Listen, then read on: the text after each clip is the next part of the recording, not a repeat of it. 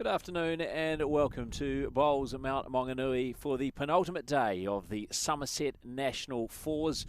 And coming to you very shortly, we have men's fours round of 16 action in a titanic match between Andrew Kelly and Shannon McIlroy. Andrew Kelly, a member of the runner-up team along with Andy McLean and Roger Stevens last year, this time joined by Keanu Darby, replacing Mike Kernahan. And up against Shannon McIlroy, of course, the world singles champion, alongside his Stoke teammate Peter Hodgson, the young gun Seamus Curtin, and the experienced Tony Grantham. We are underway, one end completed, and Andrew Kelly leading 1-0 over Shannon McIlroy in this men's fours round of 16 match. I'm Brenton Van Nistelrooy. Alongside me in commentary is Kevin Hicklin. Very good afternoon, Kevin.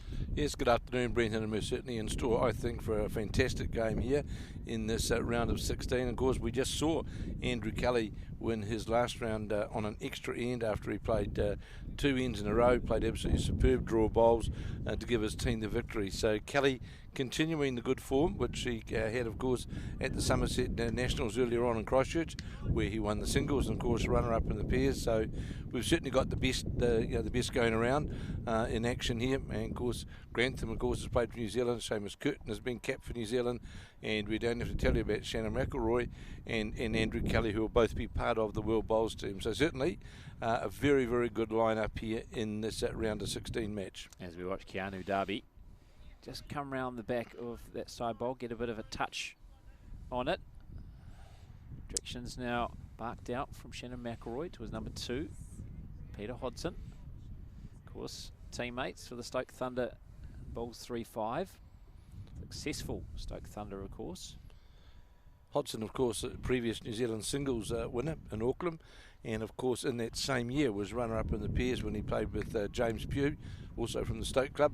So Hodgson, of course, a very, very well-performed player as well at this national level, and already a New Zealand title holder. And as you say, the bowl's 3-5. He starred in that final for sure. Yeah, indeed. As we see Keanu Darby with his second. Looks on a pretty good track. It's just going to rest alongside the shot bowl. Keanu Darby, without any shadow of doubt, is one of the up-and-coming, along with Seamus Curtin in this match, of course. But Keanu Darby is certainly one of the up-and-coming young players, the North East Valley player. Very, very good draw player, and a player that we're going to hear a lot of in the future, as, of course, we are with Seamus Curtin, the young Wellington boy, of course, who's now, well, about to start playing out of Warilla, the Warilla club in the Illawarra districts, where he'll play in the Premier League with Jeremy Henry and Mark Casey, Aaron Tees. Very, very good lineup, of course, that he'll be playing with when that Premier League gets underway. You may notice some familiar figures in the rink alongside as well, and that's because there's two icons of New Zealand sports broadcasting, Grant Nisbet and John Macbeth. They have also made it through to the men's fours round of 16, and they are in a four skip by Simon Poppleton, who is currently playing Morris Symes. And so we'll keep you up to date with that round of 16 affair, as is the defending champion, Dean Alger. He's also in action on the screen against Jeff Bovey. And Mike Kernahan, who I mentioned, was a member of the Andrew Kelly Four last year, who are runners-up at the Summerset National Fours at the Nine Eye Bowling Club in Wellington. Mike Kernahan this time skipping. And also against Trevor Reeder. Also under Brenton, of course, is another green being used, isn't there, at Tauranga, where I think they're playing around right now, and that's so when those results come through, if they come our way, we'll certainly let you know those results as well. As you watch Seamus Curtin just draw up in front of the jack, his shot.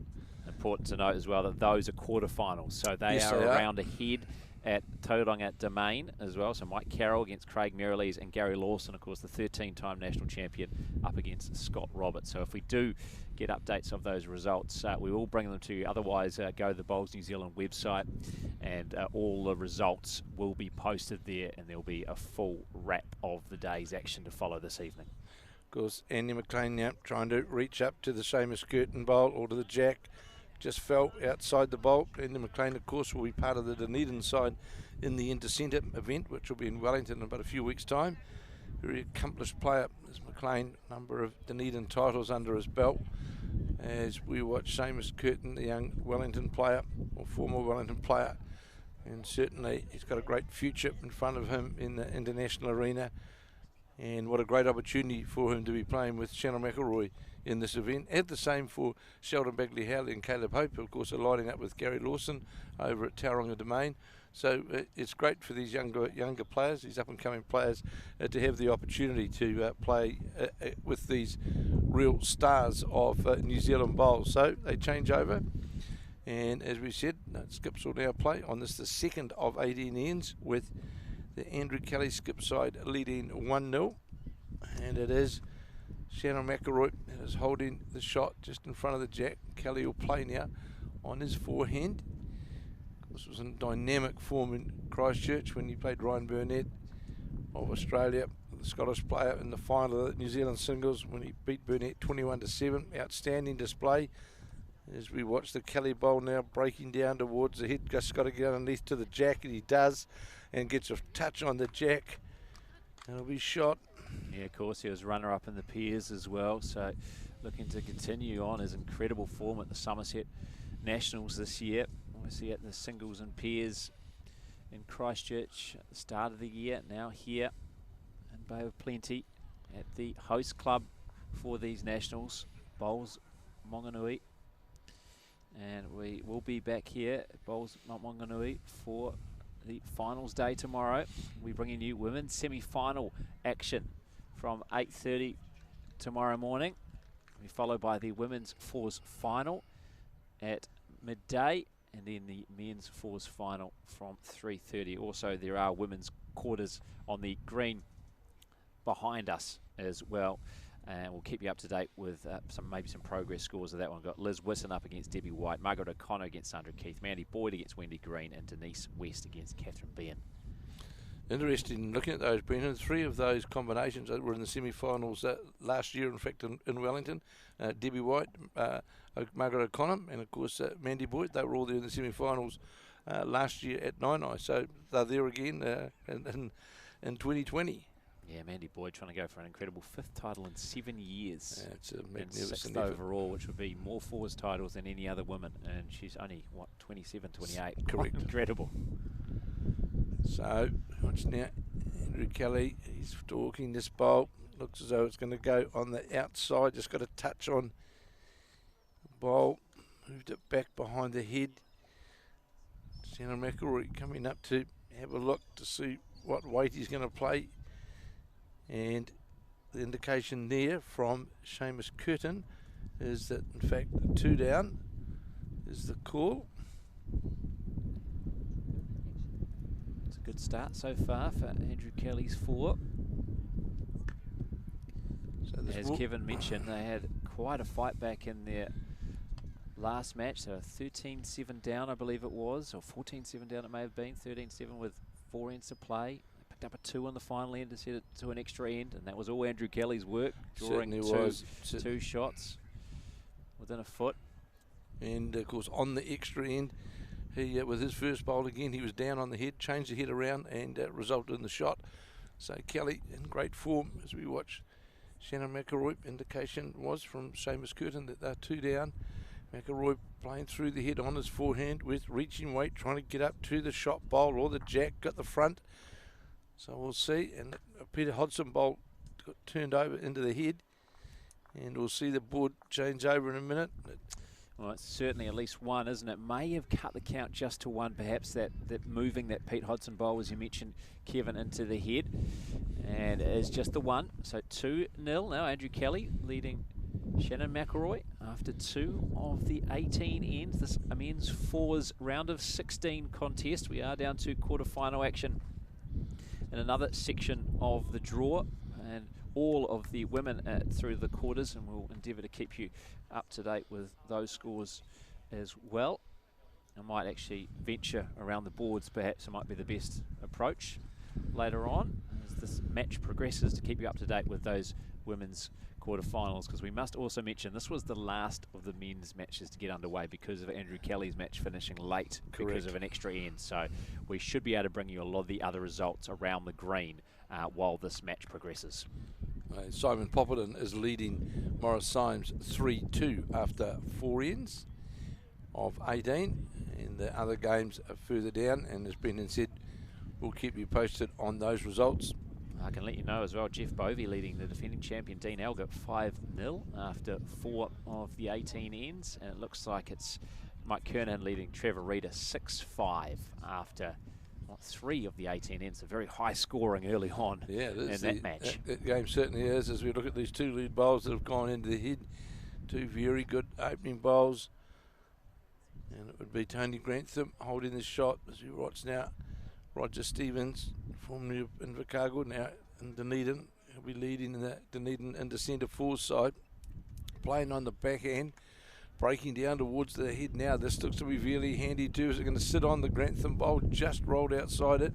So you've got 3 bowls all sitting within a couple of feet of the jack. Tony Grantham, of course, they played a number of games for New Zealand over the years on the forehand, playing with his very good friend Shannon McIlroy. And of course has won the New Zealand fours, he's won the New Zealand singles, he's done another good bowl here from pretty high standard from these two leads early on in this game, Brendan. Absolutely. Two men in picture here, just previous shot, Andrew Kelly and Shannon McIlroy have both won the fours title a couple of times before. Andrew Kelly as a skip in 2012, as a lead in 2014. Shannon McIlroy playing as a 3 way back in 2006, and in 2018 playing as a 2. So he's never skipped before. One thing I suppose he'd like to tick off before he's done. Well, he would, no doubt about that. He's certainly been, he is, as we know, he's the world champion, and it's, he had a spell there at the back end of the year because of the birth of the second child, but he's now back in full swing, and we look forward, of course. He'll endeavour to defend that world title at the World Bowls later on this year on the Gold Coast. Well, both are new fathers, aren't they, Andrew Kelly and Shannon McIlroy? You've been catching up with some of the local family, the new McIlroy arrival. Yes, I've visited the McIlroy baby, born on the 24th of December, and Andrew Kelly gave me an update on his young baby girl as well. Everything's good in the new baby department, and Mandy Boyd as well, whose youngest one is here, so it's a few years ago, Brendan, you wouldn't have had that in the Lawn Bowls, would you? Where is this? Well, it's just showing where it's at, isn't it? It's very much becoming a younger and younger person's game. We see that most represented in Australia, don't we? Every time we go over there, the Australian side is just full with 20-somethings, and the odd player in their 30, and they're the grandpa of the team. Well, Karen Murphy, who just retired, of course, they call her Nana, so she's at 44 or something. Yeah, so it's incredible, isn't it? So we watch the Peter Hodson bowl. Going to go by the head. Shannon McIlroy, he won't mind that. It's gone to the back of the head. Definitely holding one, possibly a couple there. It's there. We'll see McLean on his backhand. Yeah, potentially even 3. So comes a more important bowl here from number 3. It's on a good line to the jack as it breaks its way in towards the head now. Is it just going to get inside to the Grantham bowl? Going to sit on top of the bowl? It does and falls in. That'll be shot and a toucher. Great bowl there by the number 3. Yeah, Andy McLean, of course, a member along with Andrew Kelly and Roger Stevens of that 4, who went down to Dean Elgert in the final at 9i last year. Dean Elger's 4 in action. Green, a couple of rinks away on this very green as well. Keep you up to date with the defending champions' progress as well. Mandy Boyd, the defending women's champion, in action in the quarterfinals. It's Seamus Curtin on the forehand side. Try and reach down to that shot bowl of Andy McLean's, or get to the jack. It's close to that jack line now as it breaks towards, comes towards the head and just going to go by. He was only a few inches away from getting a touch on the jack. And Andrew Kelly is saying to Andy McLean, I don't actually mind if you get a touch on the jack and move it around the corner to the left-hander on that backhand side, because it would certainly reduce the shot options for McIlroy, and he's certainly playing with more weight to try and get to that jack, but looks as though he's going to be on the outside. Got a touch on it, turned the bowl over, and that makes it be 2 shots. It was 2 good bowls there from Andy McLean, both touches. 2 great bowls, and yeah, you read it right there. Andrew Kelly was saying, don't be afraid to play with a bit more weight, because you know, good things could happen. I don't think exactly what he was after. Not as exactly, far as where no. it was going to land. He wanted to maybe get a piece of the jack, but it's landed in a pretty handy position. Now McIlroy barking instructions to young Seamus Curtin. And can he come up with the answer? He's playing with weight. Run shot here. Full weight, of course, on the forehand. Got this shot, bowl, got one out. Of course, earlier on this year, we saw Shannon McIlroy play Seamus Curtin as number 3 in the final of the North East Valley Singles in October, where Shannon McIlroy ran out the winner. So, obviously, Shannon McIlroy very impressed with this up-and-coming young player. So he said, right, come and play with me. So there he is. He's out there now playing 3 for Shannon McIlroy. I see Marlene Castle having a talk to John Macbeth, one of the New Zealand selectors, talking over there to John Macbeth. Is there... my goodness. Wow, late selection change for the Blackjacks from must World be, Bowls. yeah. Is that what we're speculating here? John Macbeth, a chance. He's just picked up a 4. Oh, it's impressive stuff from the two broadcasting icons, John Macbeth and Grant Nisbet, playing in the Simon Poppleton 4. And they're in action alongside us here against Morris Symes. We'll keep you up to date with that game too. So Andrew Kelly elects to go behind the head. 8-2 now. 8-2 it is. The side of Simon Poppleton over Morris Symes, leading after 5 of the 18 ends. It's around a 16 match as well as all the games on this green here at Bowls Mount Maunganui. We have a couple of men's quarterfinals taking place at Tauranga Domain. Mike Carroll taking on Craig Merrilees and Gary Lawson against Scott Roberts. McIlroy on the drive, going for the jack, goes past. And still the one shot. That's the Andrew Clark, the Andy McLean bolt shot. Just asking where should he go. And obviously, I would say that Kelly will try and draw to what is the Roger Stevens blue bolt down in behind the head. And he's playing yes on that forehand side. If he can get down to there and the ball gets dislodged, it'll only be one down on the drive, I would say. Looks to be going past on that wider side, is it, with a bit of weight? Not going to sit on it. Yes, it is. So I'm sure McIlroy will attack again. One down was the...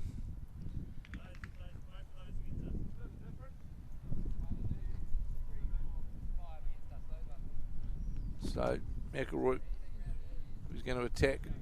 One would think we'd go with a lot of weight, because if we can get the jack into the ditch would be his option, but difficult to get that the way that brown bowl, the shot bowl, is sitting line in behind the jack.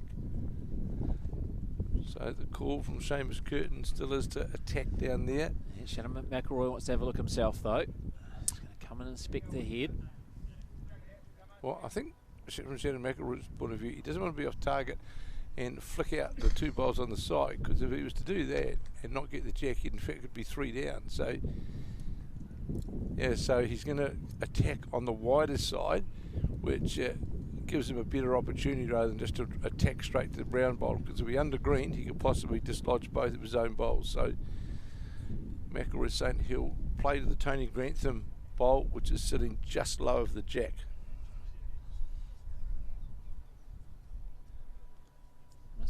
Mention as well, the wind has picked up quite significantly for this final round of the day. Had 2 rounds of action already.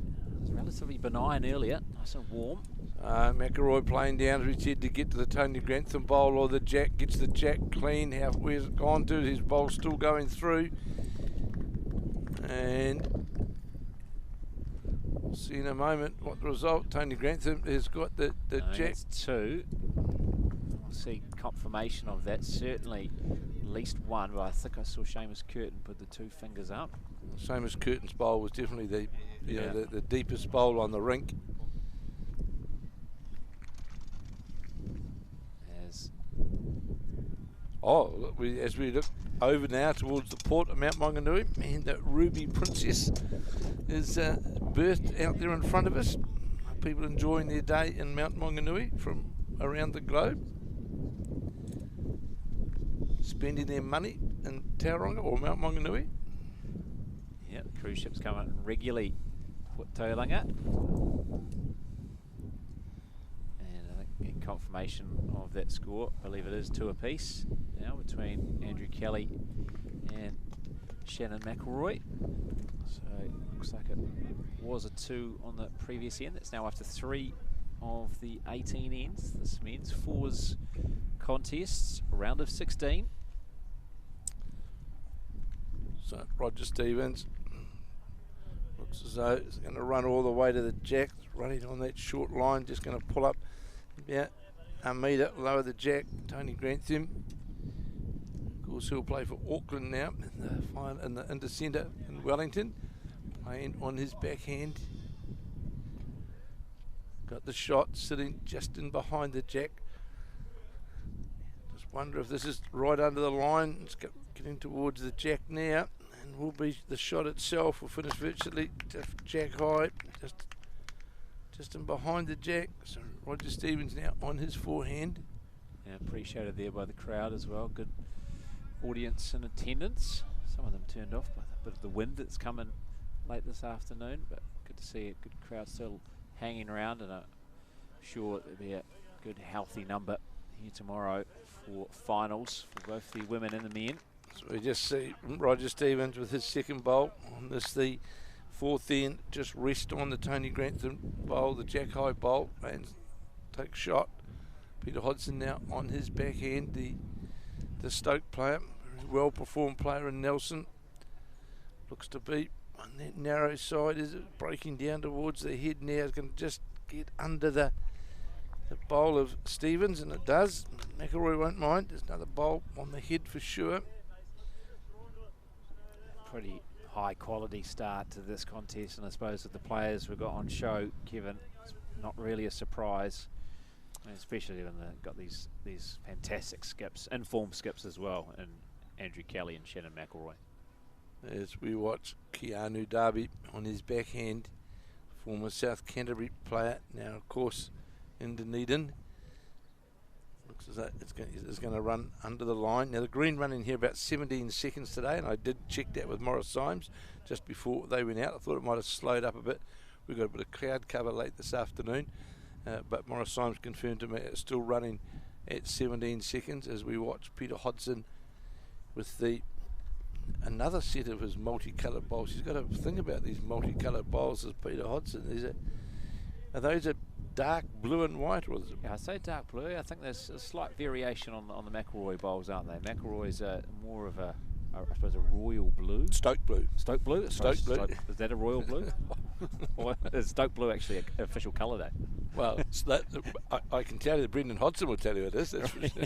Of course he would. There's no doubt about that. Yes, but they're very similar. Obviously the same kind of style, just different shade, much darker. Better line here from Keanu Darby. It's going to sit just outside that of the Stevens bowl, and will more than likely be the second shot. So, is that Shannon McIlroy rightly just said to his number 3, Seamus Curtin, with that last bowl, there's a rest on the backhand, and he'll endeavour to rest up inside those 2 counting bowls of the Kelly side. Just question the weight. It's going to come up slightly shorter weight. Need another metre of weight. Had a good line. Here's a chance now for the Kelly side to put a bit of pressure on. Andrew Kelly having a look to see whether just the one was the call there from Andrew Kelly. So on the backhand ball, Andy McLean definitely holding the shot. Of course, if he was going to touch on the jack on that backhand side, it would certainly be a benefit to the Kelly combination. Coming in towards the head now, in towards the jack. He's just got a feather on the bowl. Of course, that's a Roger Stevens bowl that he turned into the head. And it got a touch on the jack, so one would think that would make 3 of it. And Shannon McIlroy saying, Seamus, come and have a look. Yeah, the good thing about this, Brenton, I think this is the big test for a young guy like Seamus Curtin. Shannon McIlroy's put at number 3 in the side, put him in a position of responsibility, and this is, you've got to, and you can see that Shannon McIlroy's tutoring or mentoring him along throughout the game. because obviously the shot he has to endeavour to play, as Shannon's pointing out to him now, I would say, is to play down on the backhand with reaching weight. Well, just like so many players did for Shannon as he was coming up. Absolutely. You know, just returning the favour, isn't he? Shannon for a long time was the rising talent coming through. Now, very much made it as the world champion of the singles. The Curtin may elect to play on the forehand. It's just a matter of whether he can see a clear path to the jack, which he is going to the forehand. So obviously he can see a clear path to the jack past those 3 front bowls. On its way then on the forehand. Has to get past the front to get down to the jack. It's going to be on that, looks to be on that wider side, and it is. And in fact ran into a Keanu Darby bowl, which is not really what they wanted. Not that it'll count. It was just another bowl of Andrew Kelly's and on the head. And of course Andy McLean's still got a bowl to play on this, the 4th of 18 ends, with the score all locked up at 2-all after 3 ends. 2-all after 3. Yeah, after the completion of this end, I'll make my way around the boards and we'll give you up to date with what's happening in the women's quarterfinals as well. All 4 women's quarterfinals happening on the other green here at Bowls Mount Maunganui. So keep you up to date with them, along with the men's round of 16 matches, which are on the screen. Alongside this one we are bringing to you is Andy McLean, looking to follow a similar line without that wing bowl now being there of Keanu Darby's, of Seamus Curtin. Done a very good line this, if he gets past, just didn't quite get past. And that's all not bad for the Andrew Kelly side, because it rolled a Peter Hodgson bowl out into the middle of the head and more than likely cuts that backhand opportunity. And McIlroy now looking at the drive, in fact, to plant onto those front bowls, because the shot bowls are locked in. There's 3 of them there. They're locked in very, very close to the jack. There's not, you'd say, much room to draw the shot. So, and McIlroy is here looking at putting his foot out towards. There's a triangle of bowls in front, about a metre and a bit short of the jack. And those are the bowls that Shannon McIlroy is looking at. And if he's going to play that shot, Brendan, he's going to have to play with a lot of weight. It's going to have to be pretty quick. Gets the bowl from Andrew Kelly. Of course, Blackjack teammates. Will be representing New Zealand at World Bowls Championships on the Gold Coast in late May, early June. Rivals for a moment here, and here comes the drive from Shannon McIlroy. Looks in a decent area. It's going to run on the front bowls and carry on onto the jack. Knocks the jack out. So that certainly changes the head. Well, although McIlroy's down on the head, Andrew Kelly's got plenty of room to draw. At least it gives Shannon McIlroy plenty of room with his second bowl, if not to perhaps get shot, but at least to get second shot. And Andrew Kelly will certainly, on his backhand, wanting to put as much pressure as he can. The jack now moved off the centre line. Just question that weight as it looks to run. So here now is the opportunity. There's a metre for McIlroy to draw the shot. So he'd be quite happy with that result, because at least he can draw clearly now to the jack. Got himself a metre of room to draw as the current blackjack world champion. And we noticed, didn't we, Brenton, at the Trans-Tasman, although the result wasn't favourable, we certainly saw a change in our singles when Shannon McIlroy up against Aaron Wilson, didn't we? You know, it was different to what it was in the previous Trans-Tasman. Yeah, it certainly was. After Aaron Wilson swept New Zealand in the singles in the Trans-Tasman last year, McIlroy helping to even the ledger. And this is bowler Shannon McIlroy. Looks like this is going to run in for shots, finishing jack level, and will be shot. Finishes just as jack level, same as Kurt, indicating straight away that shot. And simple instruction there from Andy McLean. Just, yep, that is the shot at the moment. Just go draw it yourself. He's more than capable of doing it. As we saw in the last game, didn't we? He certainly proved more than capable. So has he made the adjustment with his weight from his previous bowl? It doesn't look to be. No, I think the wind might have played a factor as well. So 1 to Shannon McIlroy from being 2-0 down. It's now Shannon McIlroy leading. Andrew Kelly in this men's fours round of 16 match. 3-2 after 4 of the 18 ends. A chance for me to go round the boards. So the jack's been delivered now by Tony Grantham out in front of us here. The Mount Maunganui Club, beautiful complex here at Mount Maunganui, just below the Tauranga Harbour, the cruise ships out behind us, and also here there's a multi-sports complex. There's rugby, there's hockey, there's all sports out behind us here in this magnificent complex here at Mount Maunganui. And in the Morris Symes game, I can tell you that it's Simon Poppleton up against Morris Symes, and it is 8-4 to Simon Poppleton after 6 of the 18 ends, and 3-2 to Shannon McIlroy over Andrew Kelly after 4 of the 18 ends. And as we said, Brenton is out around the boards now, and he'll bring all of those other women's results, updates, and the other 2 men's round of 16 matches which have been played here. As we watch the first bowl now of Roger Stevens on the backhand. Good crowd in here at Mount Maunganui.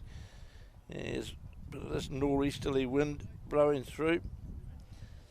And of course, we'll be live here tomorrow morning from 8:30 a.m. We will be bringing you women's semi-final at 8:30 tomorrow morning, followed by the women's final, women's semi-final first, then the women's final, and then of course we will be bringing you the men's final as the final event. As we watch this second bowl now of Tony Grantham breaking towards the head now, just running towards the jack, just going to slide underneath the jack. Roger Stevens now on his backhand, the North East Valley player, 3/4 length head, playing down towards, we'll have to get our bearings here, I'll call it the westerly. We're playing east to west. Brilliant.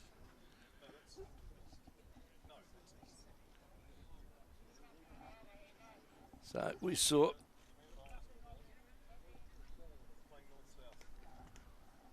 I was only 360 degrees out.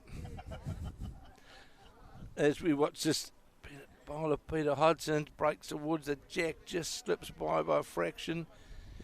The second bolt of Roger Stevens was desperately short. You'd be unhappy with that. So here's Keanu Darby now, the young Dunedin player playing on his forehand.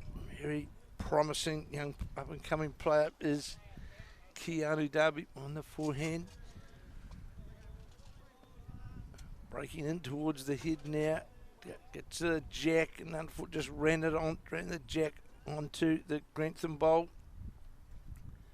It'll be 1-2 McIlroy's combination.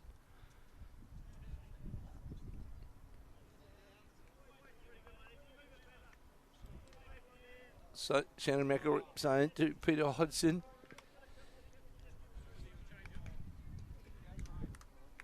And 9-4 now. I can tell you 9-4. It is Simon Poppleton leading Morris Symes 9-4 after 7 of 18 ends. So what Peter Hodson now on the backhand.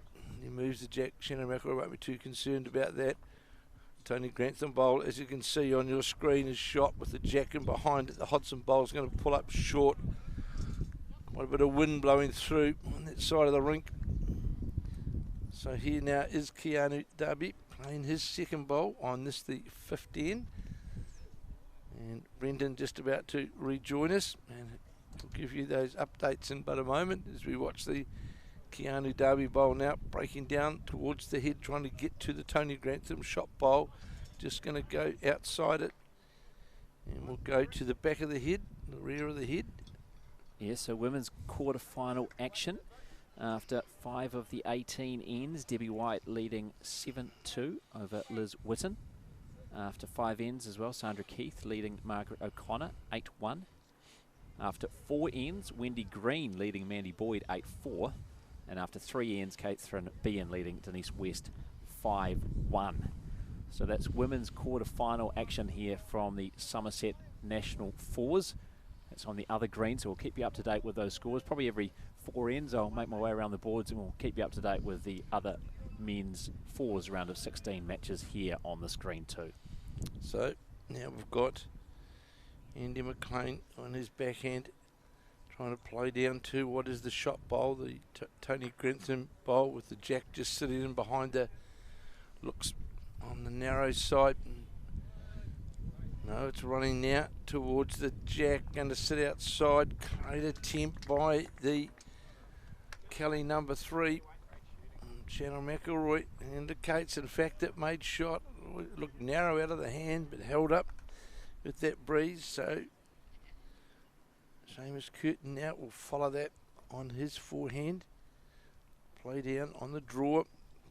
So Andy McLean, early on in this game, Brendan's played some big shots. He's played exceptionally well early on in this match. Well, as you mentioned, a very well credentialed player, a number of titles in Dunedin.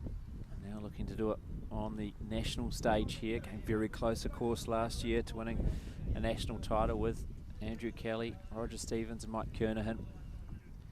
Losing to Dean Algett in a great men's fours final at the Nine Eye Bowling Club. We came down to last about year. 2 ends, well, the last couple of ends, Brendan, wasn't it? That sort of changed that scoreboard around. As we, Andy, watch McLean's bowl now. He's on a good line as well as it breaks towards the head now, just going to fall alongside the jack. It's 2 very good bowls. His skip, Andrew Kelly, has a big smile and applauds him, but in saying that as well, it certainly gives Shannon McIlroy a nice view down to the jack and with that weighted shot. You'll see McIlroy now making his way back towards the mat. And we know the calibre of the man, is more than capable of changing the head. We saw this on the previous end, didn't we, Kevin, when they were down a couple and the drive shot, Jack spurted out and then he drew the shot to win the end for his 4.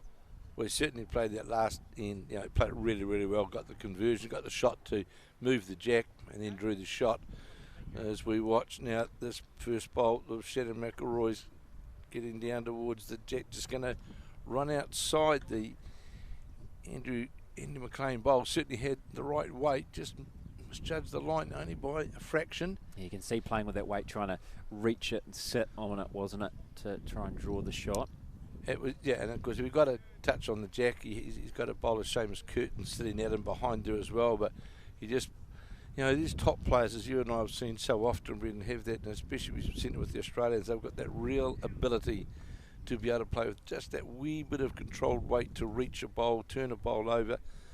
They do it very, very well, and of course Shannon McIlroy is also very, very competent with a full bag of shot options that he can play.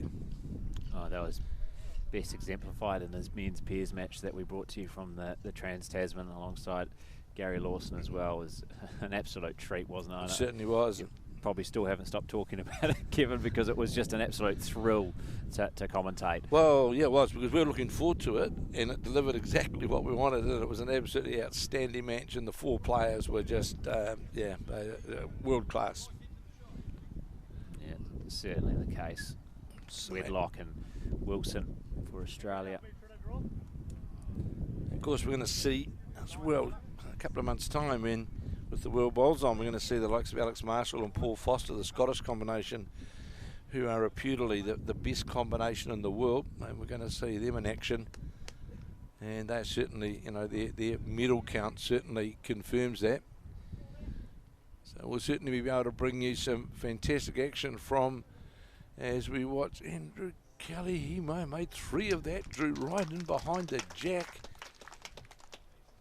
That's 1 that's come out. Definitely 2. Yeah, maybe a measure for the second. Looks like it's indicated here. Seamus Curtin is going to do the honours. So 1 confirmed has been picked up. That last bowl of Andrew Kelly's, but has he disturbed the jack enough to move it closer to that bowl of McIlroy's? No. So 1 taken away, and it's 2. He did touch the jack on the way through, didn't he? He got a resting toucher, but it just moved the jack ever so fractionally. So Andrew Kelly takes back the lead, 4-3 after 5 of the 18 ends. Men's fours round of 16, bringing to you here from Bowls Mount Maunganui. Hope you are enjoying our coverage wherever you may be. Brenton Van Nistelrooy alongside Kevin Hickland. We have a number of other, in fact 3 other men's fours round of 16 matches here as well. Simon Poppleton, after 7 of the 18 ends, is leading 9-4 in that contest.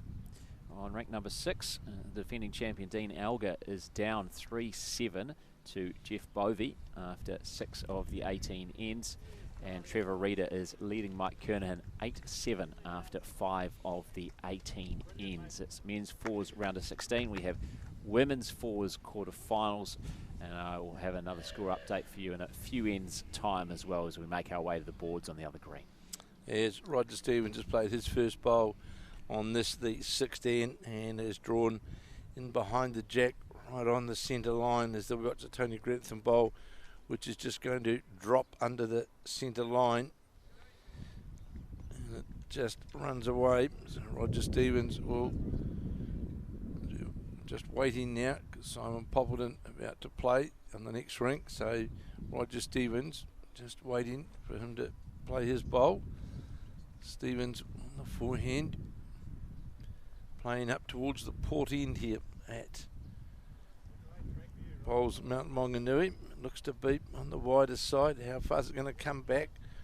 Looks as though it's going to have close to jack level weight, and just fell slightly lower of the jack and wider than his first. Grantham quickly into his work now on the backhand. There is a bit of got a breeze actually now, Brenton, isn't it? It's not just sort of a puff now. It's looking at the flags in the corners here, certainly pretty windy as we watch Tony Grantham now sit right on top of the shot bowl. Well played by Grantham on the backhand, drew down onto that backhand side and sat right on top of the Roger Stevens bowl. Yeah, still good conditions for the players. It's comfortable with the temperature, but there's no doubt that wind is having a factor. It's certainly picked up significantly from what we had in the earlier 2 rounds, both this morning and earlier this afternoon. So the green here is a combination green. It's got starweed in it as well. So any bowlers watching know the difference, of course, as we watch Keanu Darby just slide by. You can get bit more variation, of course, with the starweed, but the bowl can deviate off the little knobs on the starweed, but it holds its pace well. 17 seconds this afternoon as we watch Peter Hodgson with the McIlroy side holding shot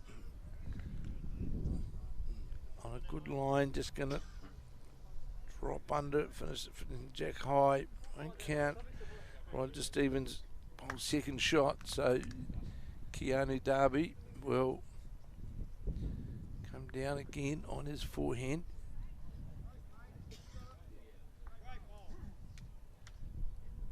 Very, very smooth delivery has Keanu Darby, who just recently chalked up another Dunedin title. Just going to fall short of the line. And of course New Zealand selectors are here as well over this few days, because they are to pick the north-south side, which will be played on the Thursday prior to the Intercentre getting underway at Silverstream at 4 o'clock in the afternoon. So they're here watching as well to pick the there's a singles, a pair, a 4 and a mixed pair, so that'll be played prior to the the Intercentre gets underway on the Thursday. That'll be played at 4 o'clock. We'll be bringing you that match. So the New Zealand selectors are here looking at the talent on display to fill up those spots. As we watch now, Peter Hodgson just going to run under. And of course, in that north-south game, a number of the blackjacks will no doubt be featuring that World Bowl selection. Well, you think these 2 players right in front of us, Andrew Kelly and Shannon McIlroy, you can almost guarantee you they'll be there. They'll be in the South Island team. And it's good to see Val Smith's coming back to play in the Intercentre, playing for Nelson, playing in the pairs with Katie Scott. So very good to have Val Smith back to play in the Intercentre, and no doubt she'll be picked on in the South Island side. So, Seamus Curtin now. So, Shannon McIlroy saying if you can beat the red or the green bowl, which is the third shot, that'll be good. So here is Curtin now, former of the Stokes Valley Club. And there's certainly a number of good players who have come out of the Stokes Valley Club. In fact, on the other club, there's a Stokes Valley side in that quarter-final this afternoon, and Mike Carroll is there. He's Stokes, and he's got a Stokes Valley side. There's a good bowl here from Curtin, just drops under the head. Shannon McIlroy trying to get the bowl to stop. McLean now on his backhand, reaching up to the draw up to the Grantham bowl. Andrew Kelly trying to get a touch on the bowl, doesn't. Still with a one. You can clearly see the Tony Grantham bowl in behind the head as the shot. Would have been 4-3 to Andrew Kelly after 5 of 18 ends. Curtin now on his backhand.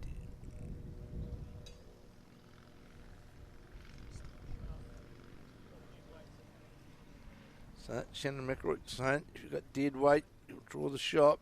He's going to, in fact, just run into the Andy McLean bowl as the skips change over. Yeah, need to be a touch narrower there. They've been on a very good line. The weight looked pretty good. Yeah, he just hung, but he lacked a yard of weight on it. But we've been very impressed with Andrew Kelly, not just in this game, but certainly in that last game we saw him. And it's just good to see our blackjack players as we build up towards the World Championships, Brendan, have that confidence in their ability. You know, there was a big ask of him there today to draw 2 shots to come from 13 whatever number, 13-7 down. Here's Kelly now on the drive trying to get to the Grantham bowl. In fact, went through, missed, touched it, just rolled it further, closer to the jack. So he's certainly been on a good run of form, has the Cantabrian. Yeah, no doubt about that. Of course, made the finals of both the singles and the pairs at the Nationals, Summerset Nationals and Christchurch at the start of the year, winning the singles, finishing runner-up in the pairs with Richard Hocking. So McIlroy now will play. McIlroy, who missed that event after the birth of his second child.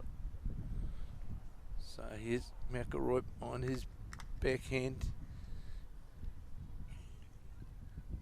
Just question, it's under the line.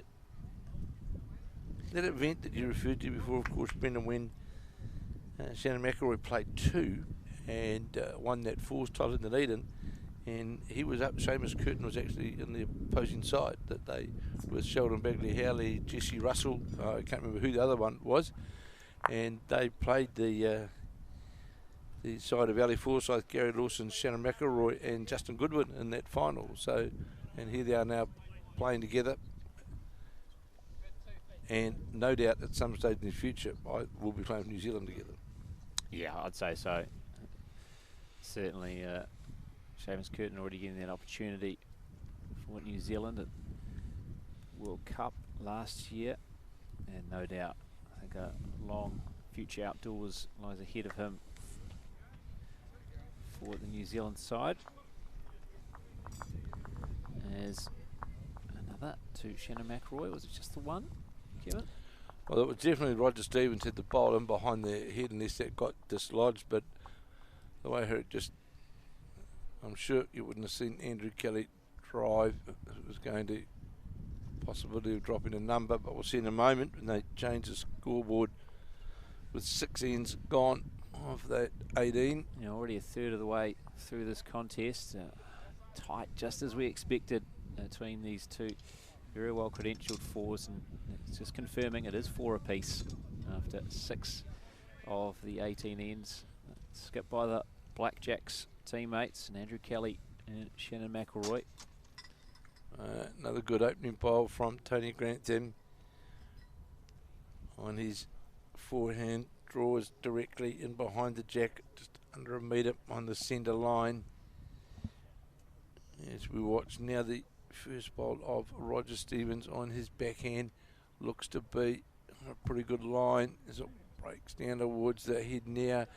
Jack to the jack, just goes by. That'll be the shot, finishes in behind the jack about half a metre, and will definitely be the shot. Grantham now very quickly onto his work on the forehand, and the wind certainly has dropped down. Well, it's almost stopped, isn't it, from what it was before? The last Flag's still end fluttering a tiny bit, but certainly. I know talking to a few of the players, they said that was certainly the case yesterday, that the wind picked up a lot in the final afternoon and made quite a big difference. I can tell you now, Simon Poppleton now leads after 9 ends completed. He leads Morris Symes by 11-4. 11-4 after 9 of the 18 ends. Yeah, and if you have just joined us recently, that Simon Poppleton 4. It's got a couple of big names in New Zealand sports broadcasting in it. Grant Nisbet, of course, the legendary rugby caller.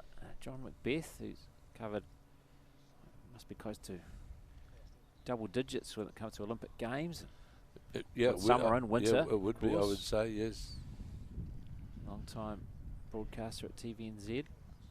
And both in the Simon Poppleton 4. Grant Nisbet playing lead. John Macbeth playing 2. First time, I know, talking to John Macbeth earlier, that he's made it through to post-section play. And they've made it through the round 16. It is. No, yeah, the first time they played together, in fact, was in Dunedin. And John Macbeth had the pleasure of playing Shannon McIlroy in the qualifying round of the singles, and he, though he got beaten, he absolutely was delighted to have the opportunity to play against Shannon. And then, of course, last year Grant Nisbet played with the Nationals in Wellington, and they qualified.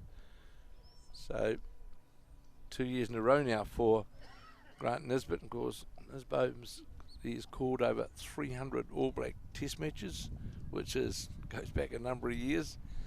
And John Macbeth, of course, was part of the commentary team for the 1987 Rugby World Cup in New Zealand. So they're certainly two icons in sports broadcasting.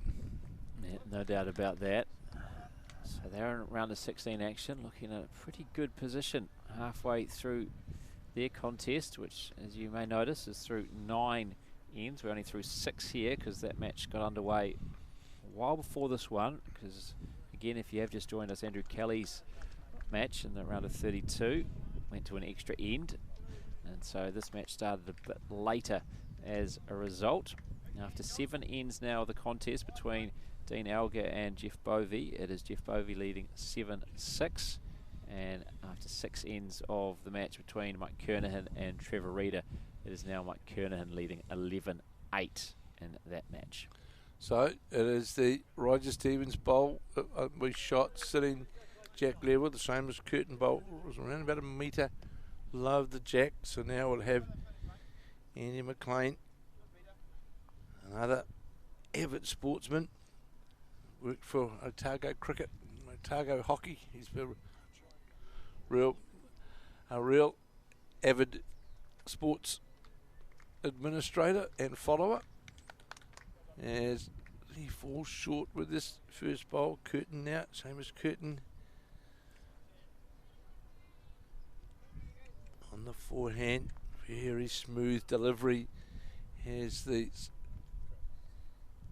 young Stokes Valley player, just question that line and just going to pull up under the centre line. Might get a touch on one of the bowls and turn it right through. No, he doesn't.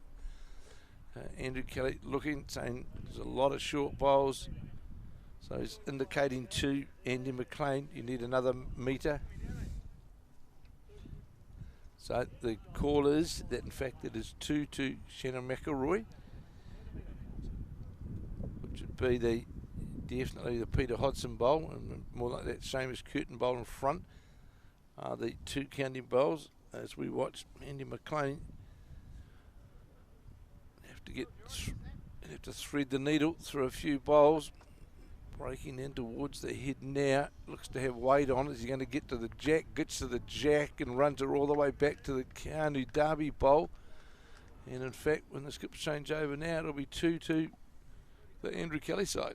Yeah, wonderfully played. I don't know if that's exactly what Andrew Kelly was calling, but it worked out brilliantly. Got a touch on his own wide bowl and then trailed right to the jack and carried the jack back to the Keanu Darby bowl, as Kevin mentioned, and that's where it's placed.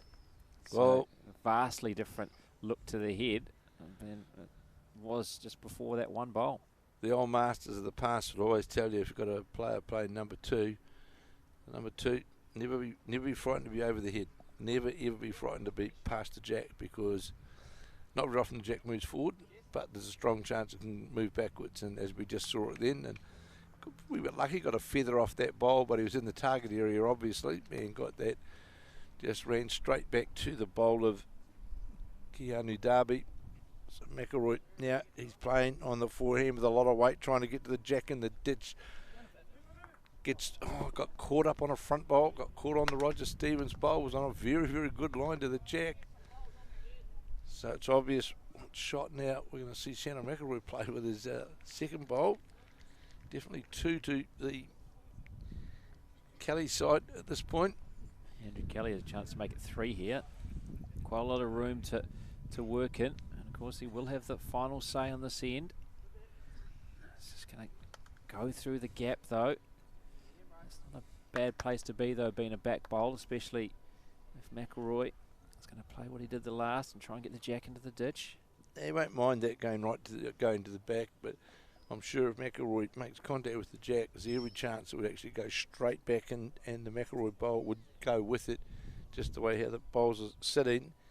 So here's now, he's looking at it closely as Shannon McIlroy, as it gets down to it's got the outside of it, and it'll be killed. How expertly done by Shannon McIlroy there, as Andrew Kelly just bowls his other one down for a bit of practice.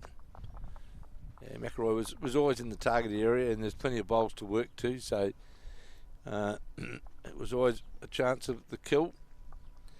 So Tony Grantham now delivering the jack, and it's interesting because we're seeing the jack now going right back towards the 2 metre mark. In fact, Brendan, we haven't seen that so far in this match. The mat's quite a distance back as well, and the jack just low of the 2 metre mark, so we're certainly playing a longer length than what we have played going this way, as we watch Tony Grantham now on his backhand.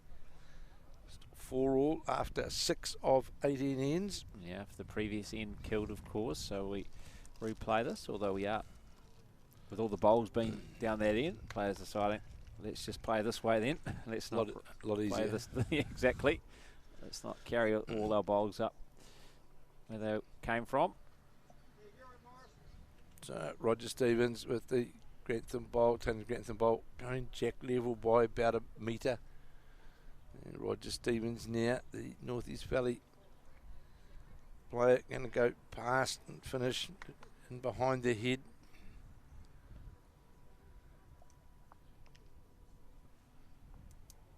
Grantham again on the backhand. And just saw Morris Symes hands on head, but he's just scored as Morris Symes over Simon Popperton, so it's now 11-6. 11-6, Simon Popperton leading Morris Symes after 10 of the 18 ends. Roger Stevens now on his forehand. Looks to be fractionally light on weight, and it's going to be. Still needs a metre of weight on it. So plenty of room here for the very experienced number 2, Peter Hodgson.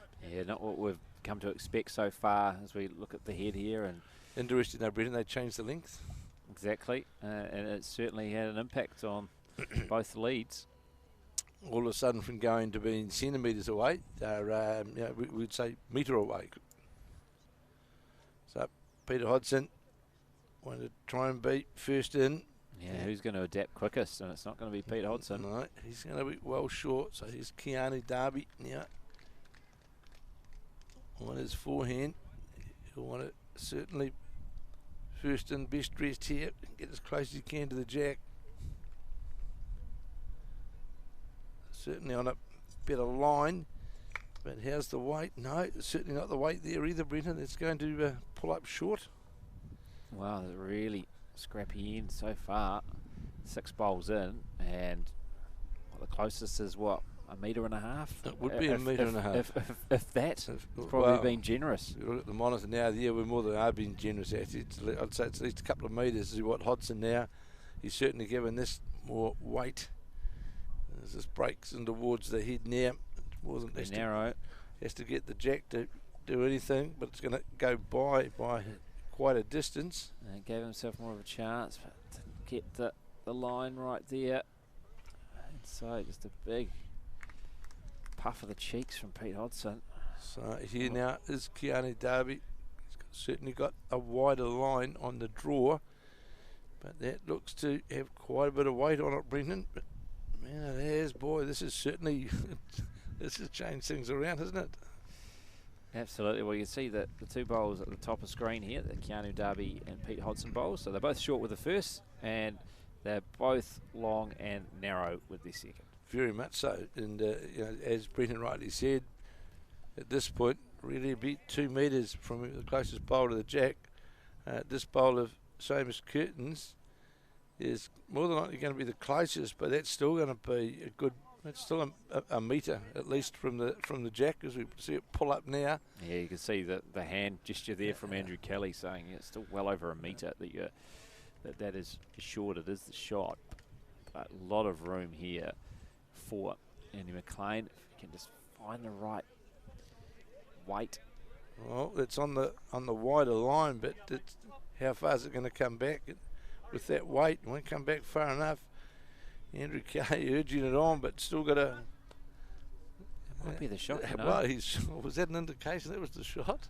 Wow, yes. It just shows how short that Seamus Curtin bowl was. There's not really anything close, so I think right now Seamus Curtin and Andy McLean come up with something special with their second. A lot of work to do for the skips. Well, you need a rope to measure them right now. They're that far away, actually. So, the funny Andrew Curtin, the Seamus Curtin bowl fell into exactly the same trap as all the others have. Put weight onto his second bowl under green and has gone through underneath the head by a good couple of metres. So here's a great chance now for Andy McLean to. Yeah, I think he showed that he had the green probably right. It's maybe not quite the weight. That wider angle that the other players before him didn't play, so he learnt from them. This would have to be the shot, this bowl here. No doubt about this one, Brendan, as it breaks towards the jack now. Oh, is it wide? It's a toucher. What a bowl. Front standing out as an absolute beacon amongst everything else, which isn't even in Kui. What a great bowl that one from Andy McLean. So you see Sharon Sims, Blackjack's coach, in the crowd. The white hat on, left the screen. Of course, an action earlier of Seamus Curtin as well. Has a lot to do with Seamus's involvement in the game and coaching and mentoring him. It was a perfect 6 from 6 in section play. They won their first knockout game this morning, and then were beaten earlier this afternoon in the round of 16. Sharon Sims, in fact, 2 Blackjacks coaches were in action. Gal Melrose as well, another rink coach for New Zealand. So it's a difficult head actually for Shannon McIlroy to play with because there's nothing really around it with other shot options. So really all that's left for him is the draw. I know Seamus Curtin's looking closely at it, but that hasn't got the weight. You could see that well Still out. A comfortable second shot though. Well, it is. It is. I don't think it's that close. So Kelly, he'll play on his forehand. Every opportunity here to put pressure on this the 7th end. With Andy McLean, second bowl was definitely the shot. Kelly's bowl is definitely on a different line. He has to get past the front bowls to get another counter, and he will. In fact, sits on the shot bowl of McLean's. Shannon McIlroy now asking the question, how far from his bowl, and Seamus Curtin half a metre away. So McIlroy is going to try and search down with weight to get to the bowl of Andy McLean's. Well, it's interesting because you'd think McIlroy was the one who said, let's play this length end. Certainly was. And it hasn't worked out at all well for his side so far, unless he can rescue them with something special here, but I don't know if it's going to have the weight. No, it's not. So this is a good end for Kelly. He can make 3 of this now. Be their highest scoring end. And he'll play again on that forehand where he drew so well with his first bowl. He's watching this one. The new dad, and of course now current New Zealand singles title holder. He knew halfway up he didn't like it. Yeah, it turns back on that one, but it is 2 to Andrew Kelly. So 6-4 now, leading Shannon McIlroy after 7 of the 18 ends. This a round of 16 contest in the men's fours here at the Summerset Nationals at Bowls Mount Maunganui. I'm Brenton Vinisroy alongside Kevin Hickland. I hope you are enjoying our coverage wherever you may be. Just repeating that Simon Poppleton, after 10 of the 18 ends in the rink alongside, is leading Morris Sims 11-6. And we've got 2 other matches also in progress on this green. And it is now Dean Alger who's hit the front against Jeff Bovey, is leading 10-7 after 9 of the 18 ends in that contest, and after 8 of the 18 ends in the other match, it is 12-9 Mike Kernahan who is leading Trevor Reeder. These are all round of 16 matches. We have 2 men's quarterfinals taking place. They're taking place at Tauranga Domain at the moment. Mike Carroll taking on Craig Merrilees, and Gary Lawson up against Scott Roberts. Hopefully we'll have some final scores for you, because we expect that those matches did get underway before this game we are broadcasting for you here. Andrew Kelly up against Shannon McIlroy. And after the completion of this end, I'll make my way around the boards again as well to get you up to date with the women's quarterfinal action. At last report, Debbie White was leading Liz Whitten. Sandra Keith was leading Margaret O'Connor. Wendy Green was leading the defending champion Mandy Boyd, and Catherine Behan was leading Denise West. So I'll go around the boards to give you an update on that. Those matches no doubt will be around the halfway stage as well, as when the 18th end of this men's fours round of 16 contest. And Kevin, I suppose as we expected, it's been very tight fought, and apart from really the last end when there was only just a couple of bowls of quality from Andy McLean and Andrew Kelly, it's been of a very high standard. It certainly has been. I notice now we've seen the jack length changed again to the more conventional length that they've been playing, and Roger Stevens is open with holding the shot at half a metre jack low right on the centre line as we watch now Keanu Darby.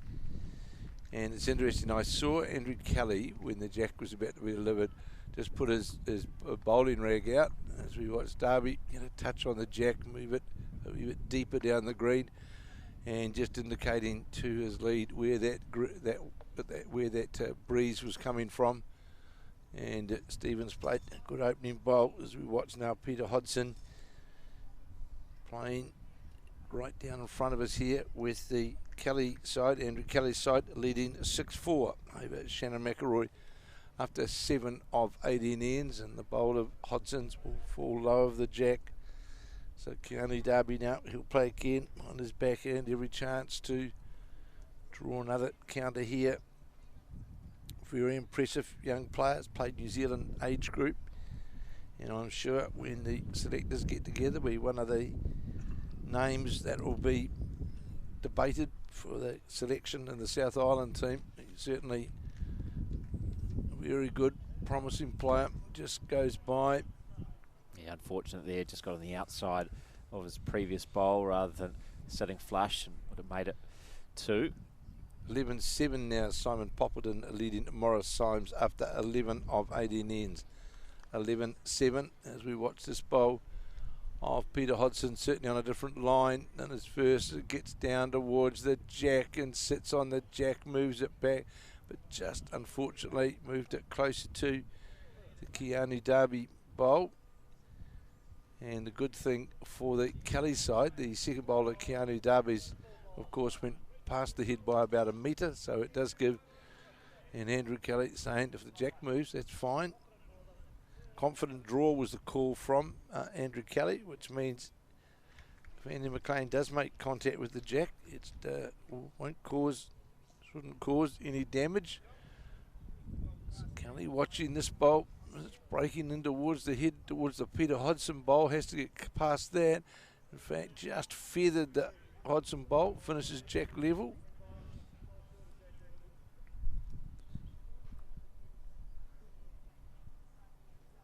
Curtin, that same as Curtin. I just saw a photo. I got a photo sent to me just a moment ago of Joe Edwards last night standing there at Moema with Ryan Bester holding the cheque for $25,000 for their victory last night in the BPL. So a good payday for our New Zealand #1 women's player. Yeah, it certainly was, and she had to, by my understanding, fight through the pain barriers as well, Kevin. Certainly did. Took her best to drive, as we know, as we've seen firsthand. There's probably no more powerful driver in bowls than the master blaster himself, Ryan Bester. They come down hard and fast, and the bowl ricocheted off, and the jack went up and hit, in fact, Joe Edwards in the shin, and she went. So the jack's been slightly covered, but you can see still the shot to the Keanu Darby bowl, which in fact is a toucher as well.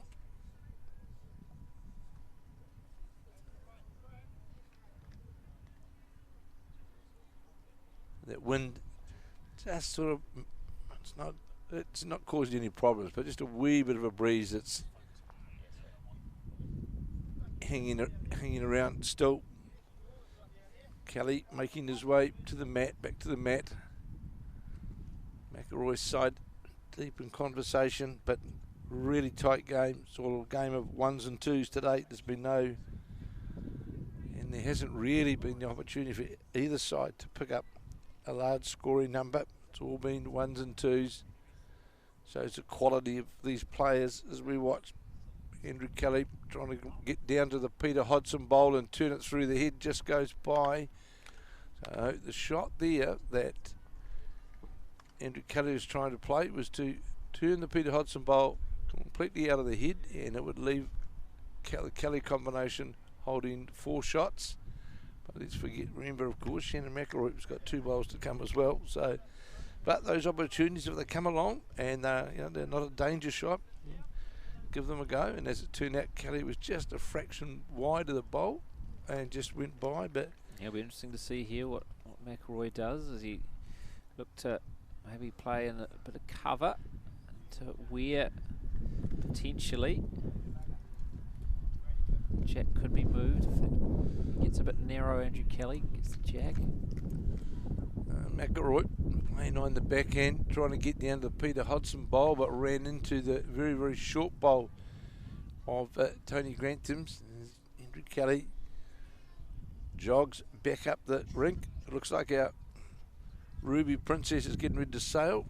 The smoke is coming out of one of those funnels, unless they're having a late barbecue. So here is Andrew Kelly now. He's certainly playing with that reaching weight again to the Peter Hodgson bowl on the backhand. Doesn't like it. Going to run into the... All that was fortuitous there.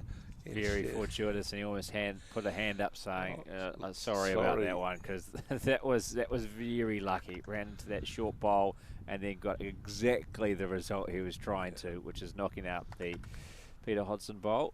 And now it's putting all the pressure on Shannon McIlroy's last to draw the shot, because 3 shots.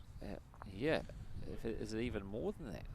Is this definitely 3? We might be looking at 4 on the measure. So McIlroy now on his forehand, and he'll try and get down to the jack, and he's on the drive to get to the jack clean. He's on the outside. Knocks away one. One of the Keanu Darby bowls will definitely be the Kelly side that scores for sure. And we'll just check that number. Their lead. I think at least 2. Wait for the scoreboard to be changed. Keanu Darby is going to do the honours for us, and was 3. So 9-4 now. Andrew Kelly leading Shannon McIlroy after 8 of the 18 ends. This a round of 16 contest here at the Summerset National Fours. An opportunity for me to go back around the boards to see what's happening in the women's quarterfinals. So that's 3 by Andrew Kelly. That's the biggest number so far picked up in this game. It's all been 1s and 2s up until now. But we've seen the Andrew Kelly side score a 2 and a 3 on the 7th and 8th end. We were all locked up at 4 all after 6 ends, and then a 2 and a 3. And we've seen the Kelly combination of Andy McLean at 3, Keanu Darby and Roger Stevens. They now sit on a 9-4 lead over the Shannon McIlroy side with Seamus Curtin at 3, Peter Hodgson and Tony Grantham. And of course next door, right next door, we've got the Morris Symes match, which is 11 ends have been played, and that's the Popplewalt side that have got the mat. I can see Grant Nisbet is about to deliver the jack, so we'll update you on that in but a moment. 12-7 to Tony Popplewalt. Of course, it's Grant Nisbet and John Macbeth on that side. 12-7 they lead after 12 ends over Morris Symes of Marlborough. So here now is Tony Grantham holding the shot and just lower the jack by about a metre on his backhand. It's our pleasure to bring you this coverage, the Sky Next today. I hope you are enjoying the coverage that Brent and I are bringing you of this men's fours. And of course tomorrow morning we'll be back at 8:30 a.m. where we're bringing you the women's semi-finals, which will be played out in front of us. Then immediately after that we'll be covering the women's fours final, and then we will finish the day with the final of the men's fours.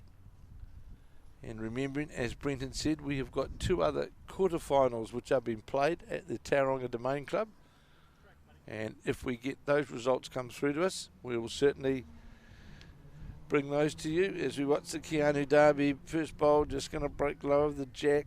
Andrew Kelly indicating half a metre of weight short. Tony Grantham got the shot, a toucher, sitting just below the jack with the Kelly combination leading 9-4, 9-4 after 8 of 18 ends. So giving the indication to Peter Hodgson what hand he wants him to play, which looks to be on the forehand side, and it is. So he will see Hodgson on the forehand, definitely holding one. So here is Peter Hodgson, former New Zealand singles winner, runner-up in New Zealand pairs, won the part of the Stoke side that won the bowls 3-5, and part of the Nelson representative side, been so for a number of years, and will no doubt be part of that Nelson side in the Intercentre event in Wellington, which we'll be bringing you the Intercentre. We'll be bringing you that event as well, as we will the North-South match on the Thursday sometime in March, and then the Intercentre, which I think the 26 centres around New Zealand come together, and we'll be bringing you that as well on Sky Next coverage. Brenda Van Nistelrooy, myself, Ben, Tamara will be bringing that to you from Wellington. As I watch Peter Hodgson now on his forehand, down 9-4 after 8 ends, holding the shot. Looks as though it's on a good line. Now it's going to come all the way in towards the hit. Shannon McIlroy, not much movement, but gets a touch, gets under the bowl, sits right alongside the jack. And that's definitely McCounter. Brenton's made his way around the greens and he's rinks and he's back with us. Indeed. I can give you an update from the latest in the women's quarterfinals. Debbie White is leading Liz Whitten 11-7 after 9 of the 18 ends. That's Debbie White leading Liz Whitten 11-7 after 9 of the 18 ends. Sandra Keith is leading Margaret O'Connor 13-4 after 9 of 18. Sandra Keith 13-4 over Margaret O'Connor. And Mandy Boyd has turned the tables against Wendy Green. It's now 14-11. Mandy Boyd leading Wendy Green 14-11 after 9 of the 18 there. And after 8 of the 18 in the remaining women's quarterfinal, it is Catherine Behan who is leading Denise West 6-5. So it's a very close contest. Catherine Behan 6-5 over Denise West. That's the latest from the women's quarterfinals, Kevin.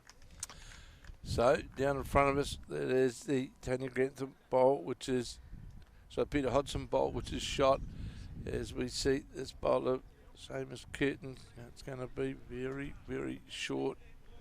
He'll be disappointed with that. We saw Andy McLean with his first to try and play with, reaching weight up through the head. In fact, dislodged one of the counting bowls. That was the bowl of Tony Grantham's. Dislodged that. So now we'll see McLean on his backhand, leading 9-4 as we play the ninth end. Doesn't like it. Slaps his towel. They're always narrow. Of course, just pushed another bolt out of the head. And there's plenty of room here now for Seamus Curtin to draw another. And here is Curtin on the backhand. Yeah, important end this as well for McIlroy's four here. Certainly Kevin, is. down by 5. Don't want to drop another and fall further out of touch. So just ran into what was Roger Stevens' bowl, which was quite lower the jack. You're right, Brendan, because the other point is that for the McIlroy combination, they're holding the shot, but there's no chance of them on this hit of scoring a good number unless, of course, Shannon McIlroy can draw a couple. There's still plenty of ends left, but it's about, as we know, it's about certain stages of the game. And we kept saying, for example, at the last Trans-Tasman when they were playing 15 ends, you're playing that game in 5 end blocks, and how important it is that you hold a team to a certain point, don't let them get away. And this is where now Kelly can really put the pressure on Shannon McIlroy. Yeah. So it's important that McIlroy starts to get scoring as we watch this bowl of Kelly's trying to play to the dead draw. Going to go by Shannon McIlroy. He'll try and dead draw as well now, trying to get another one because there is an opportunity there now for Andrew Kelly if you want to attack the shot bowl of Peter Hodgson's. The Kelly side has got a bowl in behind the head. They've got the Keanu Darby bowl out to the side of the head, and also in the vicinity is the bowl of Andy McLean. So it's very important here that Shannon McIlroy gets another bowl close.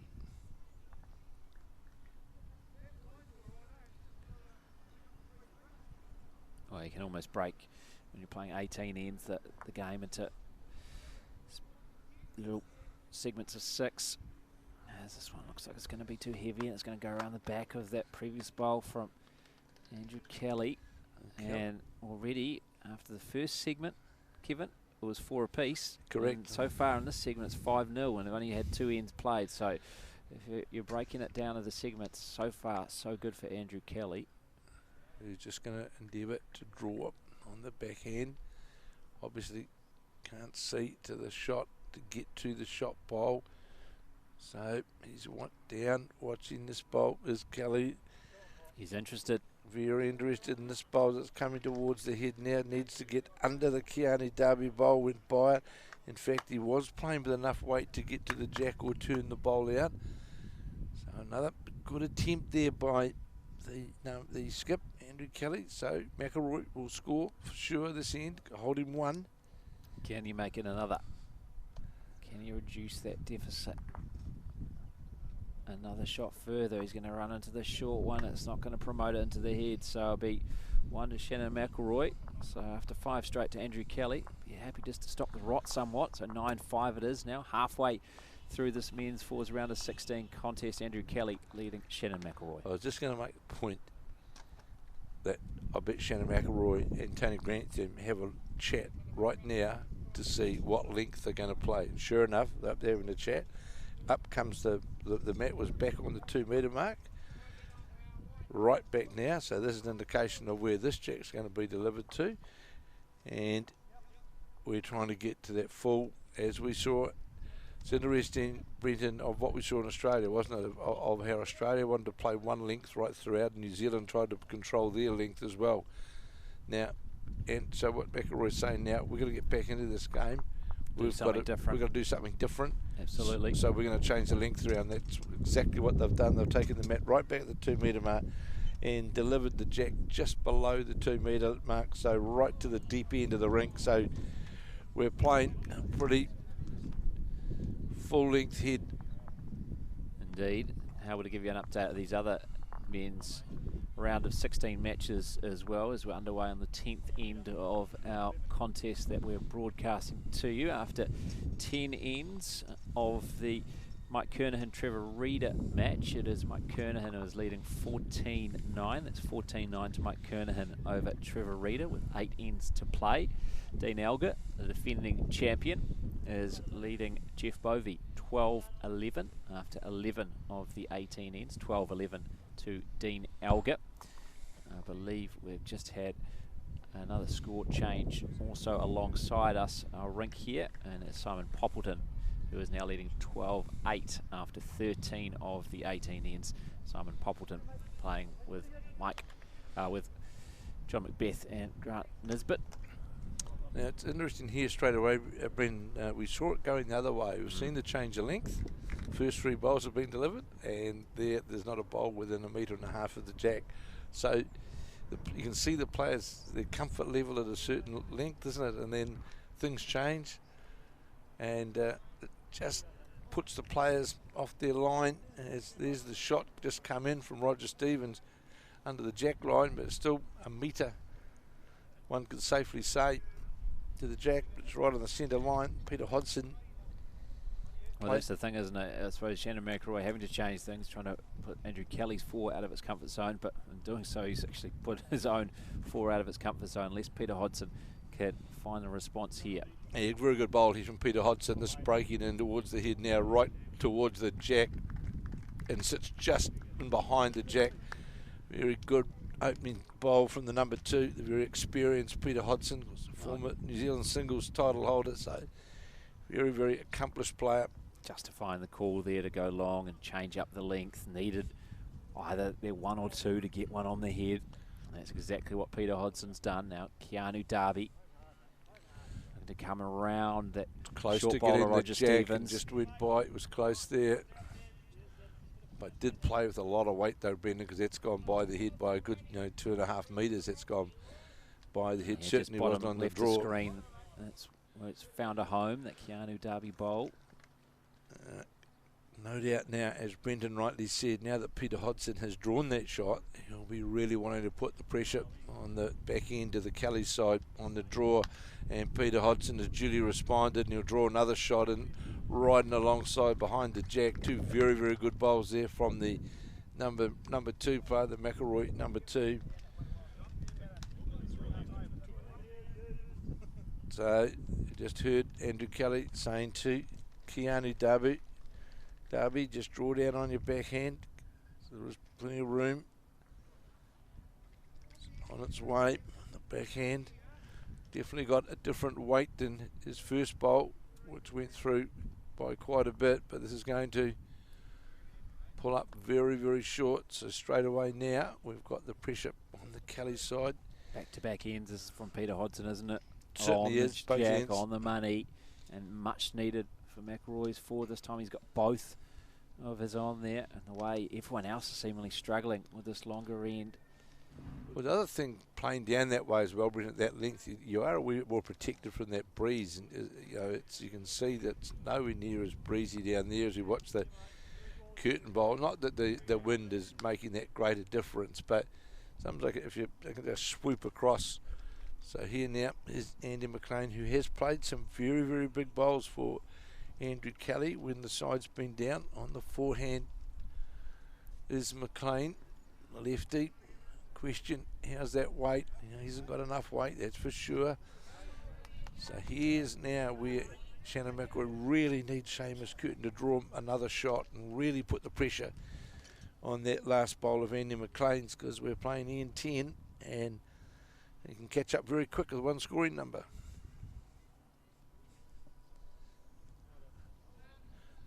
So here comes the Curtin bowl. He likes this one as it breaks down. No, he hasn't got the weight. But if he gets past the Roger Stevens bowl, and it does, that will count. Yeah, it certainly will. It's 3 now. And of McIlroy's 4's holding. And we're going to see McLean attack. You can't see that draw line there on the backhand. He's on the attack to try and get down to the jack or remove some of those counting bowls. It looks narrow. It might take out one of them. No, it doesn't. Finds its way through that gap just to the left of one of the holding bowls of Peter Hodson. You see Shannon McIlroy there. Watch, that's the experience as they changed over. He clapped his team, gave them the low 5, gave them that wee bit of a pump. Come on, boys, we've done well on this end. So, we're in there, and that's the sign to me, of a player, confidence of a player, of a very good player. That Bowls Mount Maunganui volunteers who have made this event here all possible. These Summerset National Fours. So here is Shannon McIlroy's first bowl on this, the 10th of 18 ends, holding 3. It's going to be on the wide side. In fact, I just wondered. Oh no, it is 3 because the Tony Grantham bowl is wide out of the head there, isn't it? I was just looking there, but it's the Roger Stevens bowl at the front. As we have a look around, good view there from our camera people. See the crowd in here at Club Mount Maunganui, very close of course to the Tauranga Port area as well. Because this club came about, Brendan, because the old club, the old Mount Maunganui club, used to be right down by the wharves, just down from here, and was formed with a lot to do with what the ex-Watersiders. As we watched the drive of Andrew Kelly dislodge one of the bowls, and the opportunity came up. They were building this brand new complex up here about 10, 12 years ago, and they gave the opportunity and the foresight of the members of Bowls Mount Maunganui to move here, to be part of the whole complex here, and it's certainly it's an incredible facility, isn't it? First time I've been here, and you got the croquet and petanque as well. All looks absolutely brilliant. You've got a artificial green and just behind us, and then the 2 natural greens as well. And obviously you've got a cricket ground, you've got hockey turfs all around this complex, rugby grounds. It's it's a test cricket venue now as well. Bay Oval. It's certainly a sporting hub in Bay of Plenty. There's no doubt about that. It's a great asset for the Mount Maunganui. Well, it's a great asset for sport generally in the whole Bay of Plenty region and up in North Island, because, as Brendan rightly said, there's so many sports which are here, all within a very, very close proximity to one another, and it's superb. And as we saw earlier, you got the views of the mount itself. Cruise ships as they come into the port as well. It's a pretty special place to play bowls. So here's Andrew Kelly now, 2 down on the head, playing again with weighted shot on the forehand, trying to get either the shot bowl or the jack. Is it breaking down now? Got the jack and he'll kill it. So we saw twice coming down this way, once from Shannon McIlroy, now from Andrew Kelly, play the adventurous weighted shot when they were down on the head, and both times they were successful in getting the kill. Oh, getting his side out of jail, wasn't it? Because it wasn't a good end from his 4. Well, they were in trouble right from the start on that end, really. They were, they didn't have anything really close to the jack proximity. And I think you'll see a big change in the Symes game. So just see. Doing a measure on the green alongside it. We'll bring you up to date with what does happen. Again, the players, after killing an end, playing away from the port, deciding let's just not pick up our bowls. We'll play back towards the port end. And another long length end as well. Right to the 2 metre mark, and this is obviously Shannon McIlroy's indicated, right, this is how we're going to play the game now. We want to put the pressure. We think our draw is more consistent than the Andrew Kelly side, so we're going to put the pressure on. It was Tony Grantham short with his first, so now Roger Stevens got to capitalise on that as he plays on the forehand. Looks to be on a pretty good line, this bowl of Roger Stevens now, as it breaks through and towards the jack, and that's a very good opening bowl on this, the 10th end, the replay of the 10th end, and it is certainly a full length head right to the 2 metre mark. So far, Tony Grantham hasn't found his range with these longer ends. Once playing this way, and obviously the previous end where we played from where they are playing from now, this is a much better bowl from Tony Grantham in the area. So all tightened up in the Popplewell Symes game now. 12-11 after 14 ends.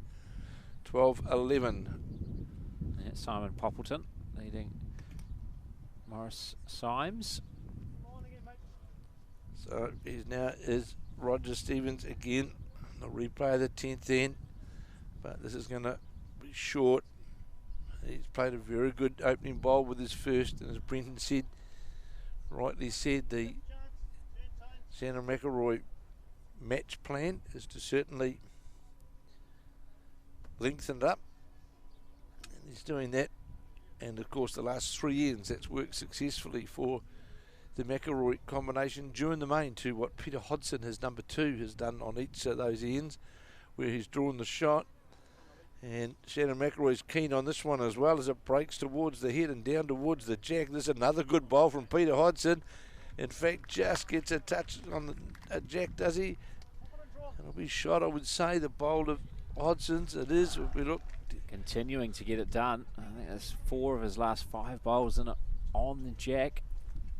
He certainly played, you know, the sort of strength role in the middle of the McIlroy side on these last 3 or 4 ends, and put the pressure straight away on the Andrew Kelly side as we got Keanu W trying to reach the Peter Hodgson bowl. Just going to go by. Andrew Kelly, so very, very good try. Hodgson again, now he'll try and capitalise on this run of really tight bowls. The Shannon McIlroy's number 2. So there's obviously a length that suits Peter Hodgson because he's delivered. Looks as though this time, the second bowl though, is going to be narrowed under the line. Sun now comes out behind us here. Yeah, the weight there perfect. As you can see, this almost just actually finished up right where, there you go, just saw a glimpse of it just for a moment, sitting in front of Andrew Kelly. Pretty much level, just didn't have the level, line. isn't it? So Keanu Darby went through past the head with his first. We'll try and reach to sit on side the Peter Hodgson bowl. And Andrew Kelly's trying to get it to slow down. Is it? And to go by and go all to the back end of the green, and it in fact will roll into the ditch. So same as Curtin now, and he's really got to start. The gate's been open, and now really same as Curtin has got to take advantage of that. He's playing on his backhand. This looks a bit of bowl from Curtin as it comes towards the jack now, up towards the head. And it'll sit on the Peter Hodgson bowl, and that'll count. So we are seeing now that the pressure being applied by the McIlroy side and putting the Andrew Kelly side continuously in 2 minds. It's certainly been a good response here after dropping a 3. Well, McIlroy, you saw him have the chat. He said, right, let's decide what we're going to do. So here now is Andy McLean again on the doesn't like it. Search for the jack. Yeah, this is what happens when you start to make your opposition do things they don't maybe like to do, not as comfortable doing. They've been outdrawing McIlroy's 4 on these shorter length ends. As we said before, there becomes important ends in matches, and that one before, when we saw the Kelly side jump out to that 9-4 lead, and the next end became very, very important, and that's of course when Shannon McIlroy scored the 2. Now it's coming to the stage where it's important now for the Kelly side that they get back into this game, because the confidence is all with the Shannon McIlroy side. As we watch McLean again, Andrew Kelly indicating this is better, trying to get down to the jack as Andrew Kelly got to get past the front bowl.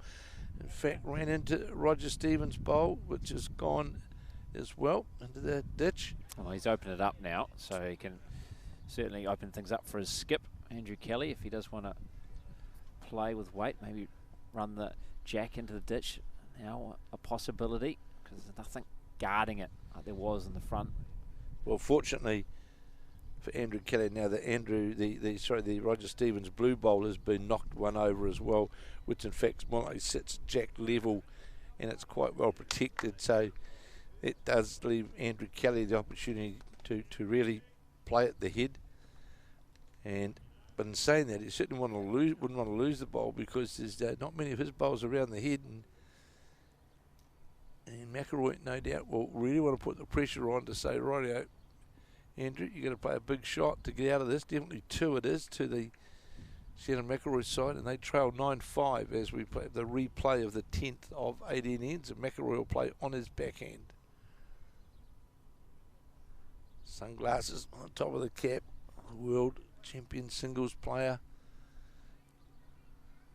And he's trying to get that jar onto that bowl. That's what he's trying to do. He's played it. He's played the bowl.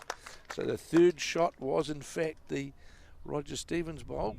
And we saw Shannon McIlroy play with weight. And now all I can see around the head is a number of McIlroy bowls. There's a big bowl here from Andrew Kelly on the drawer, on his backhand. He's a few down here, Brendan. Needs to somehow find a way to put McIlroy under some pressure. This looks a good response here from Andrew Kelly as it breaks towards the head. Is it going to get a feather off the bowl? And it's sitting behind and he draws shot. Oh, look at that. Just when it was needed, and a round of applause as well. In fact, a little fist bump between the two skips. That's a great touch, of course. Blackjack's teammates, and Shannon McIlroy's like that. If you play a good bowl, even if you're the opponent, you usually applaud it. He did just that. He recognises at a pressure moment with his forward dictating all the terms, holding all the cards. It was Andrew Kelly stepped up, drew the shot. Great bit of sportsmanship, that wasn't it, from Shannon McIlroy. That just that little touch on the way through. So well played, and that was a big bowl from Andrew Kelly, because I reckon he's 5 down. So here's now McIlroy again. Will play on that reaching weight on the backhand again, trying to get to the Kelly bowl, which was shot because he knows it's worth a number. It's breaking towards the head now. It's close to getting the Kelly bowl. He gets it out clean. What a magnificent bowl on the backhand. Just got under the head and can just push the bowl completely out of the head. Now if I ever look there now, I can see 1, 2, 3. Well, there could be 6 there. What a bowl that was. The first one was good, but the second one was even better. And that was following up. Was a very good draw shot from Andrew Kelly. And now Andrew Kelly goes, I have to do that again. Yeah, that's I have tough. to do that again that's now. Tough. And if you look at the head now, definitely Peter Hodson, Seamus Curtin bowl there. Tony Grantham bowl I can see. And yeah, there's a number there. Here's Kelly now. I think the only bowl within Kiwis is bowl out to the right. That's which is the bowl of Andy McLean, isn't it? So I think it's at least 4. Yeah, this is so Kelly. This is interesting. He's playing with weight to get the jack. Doesn't like it. Doesn't like it. Oh, interesting. Went with a maybe more high risk manoeuvre. Maybe knocked out 4, I would say. One of the bowls, perhaps, but yeah, it's going to be a big number here. I think 4 indicated. So big end for Shannon McIlroy. So after a couple of ends ago, they fell behind 9-4, 5 down. I think we're all level up at 9 apiece here. We'll wait for the scoreboard to be flicked over after 10 of the 18 ends. It was interesting though, Brendan, wasn't it, that Andrew Kelly went for the run shot for the jack in the ditch. After it so well executed the draw with the previous. It was surprising he did that. And even if he wasn't able to replicate it, you'd think he'd back himself to maybe cut it to 2 or 3. Yeah, I was surprised at the shot he played. He was trying to get the jack in the ditch for 3, and yeah. They went with the aggressive approach. And so it will be now 9 all. Shannon McIlroy, I think, has made it 19-9. Like pretty sure he didn't pick up a 14 on the previous end. It was just a 4, so 9 apiece now. 15-11 after 15 in the Popplewell Symes game. Yep, Simon Poppleton leading Morris Symes. 15-11, so only 3 ends remaining now in that contest. So Beth and Nisbet, are they going to get through to the quarterfinals of the men's 4s? What a story that would be. We just saw them off camera, sharing an embrace as well. Yes, I saw that. Very, yeah. Grant Nisbet looks at us. Yeah, we saw the embrace from Jane Macbeth. Well, it's funny that they're not used to as much to being on camera, so they're slightly nervous about potentially us broadcasting one of their matches. Well, we warned them. We said earlier on, watch this bowl of Tony Grantham. Look at this magnificent bowl, front toucher and a drag on the jack from the McIlroy lead, and he's still convinced he's leading 19-9 is Shannon McIlroy if you look at the scoreboard, but in fact the score is all locked up at 9 all after 10 of the 18 ends, and we've seen Tony Grantham respond, and I've marked it down here, Brent. I just wonder whether end 10 is going to be an end that sort of, not going to say dictates the game, but could be one of those ends which can define a match. As we watch now, again, short is Roger Stevens. In fact, we'll make second shot of it, but Tony Grantham sitting right on the jack. Peter Hodgson has been so impressive these last 4 ends, the number 2, 4 or 5 ends for Shannon McIlroy. He'll play on his back end. He's laid the foundation, the scoring opportunities for the Shannon McIlroy side.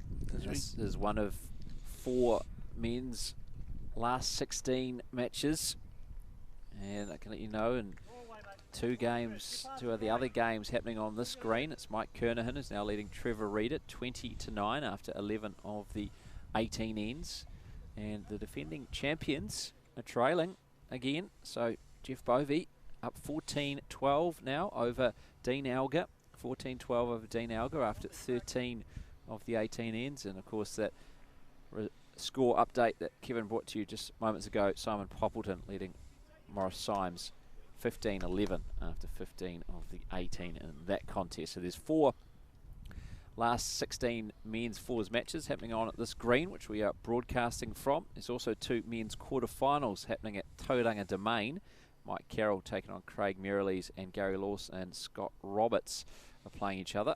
Hopefully, if everything goes right, we might be able to give you final scores from those matches before we end our broadcast. Otherwise, if we don't, make sure you go to the Bowls New Zealand website, and we have all the results and the draws for you for tomorrow. Tomorrow, of course, will be the final day of these Summerset National Fours. So, as we see now, Keanu Darby playing his second and last bowl on this, the 11th end, and Tony Grantham holding the shot, and the score all locked up at 9 apiece as we watch the Darby bowl just breaking towards the head now. Is it going to go all the way? In fact, goes into the ditch. It was just a bowl too heavy. Tony Grantham bowl sitting there as the shot. Seamus Curtin on his backhand.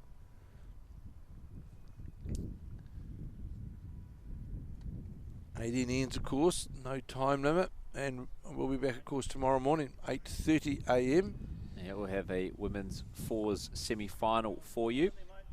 Quarterfinals currently taking place, so I'll bring you another update in a couple of ends' time. That's happening on the other green here at Bowls Mount Maunganui. They will then bring you the final of the women's fours, that from around midday.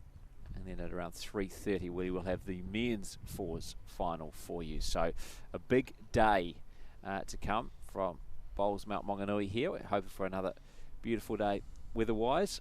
It's been very hot conditions throughout the 3 days so far. I expect more of the same tomorrow.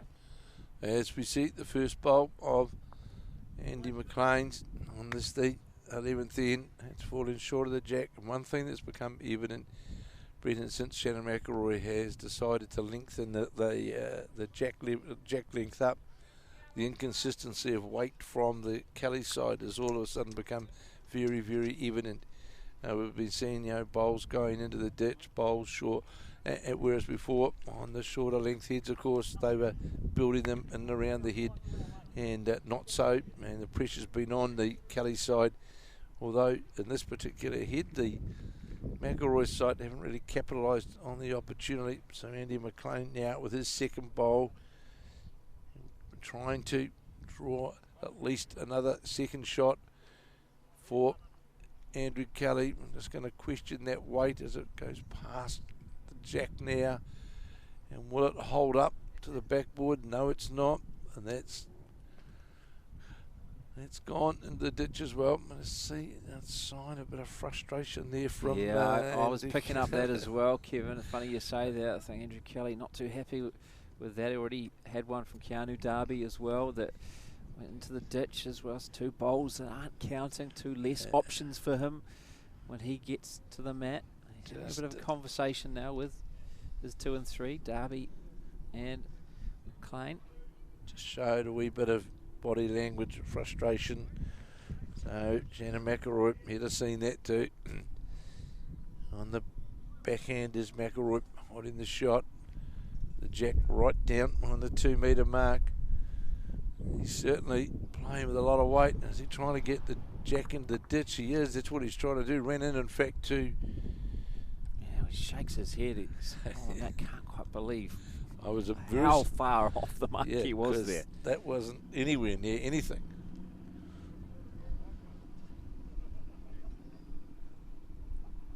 And Andrew Kelly now. He's trying to. The problem for Kelly now is trying to fathom how he can get into the head. That's his. And the call from is number 3, Andy McLean, is saying draw the shot on the backhand side. Suggesting the best way to go. That's the way he does follow. And we've seen Kelly before earlier on in this game, being under pressure. Draws a shot, but he's not going to with this one. That's going to be well short. Just sense a bit of a. And call from Curtin saying we can get the jack back in the ditch. It brings in another 2. But I think McIlroy, he'll just go for the draw. I'm sure that'll be, and he is. That's what it. Yeah, I think that's what Curtin might have said as well. Just draw the bowl this time. He had to go with the drive in a wire. That was certainly off target. As we what this bolt was Shannon McIlroy's. It's going to in fact run into. That'll be another. Look at that. How has that found its way through there?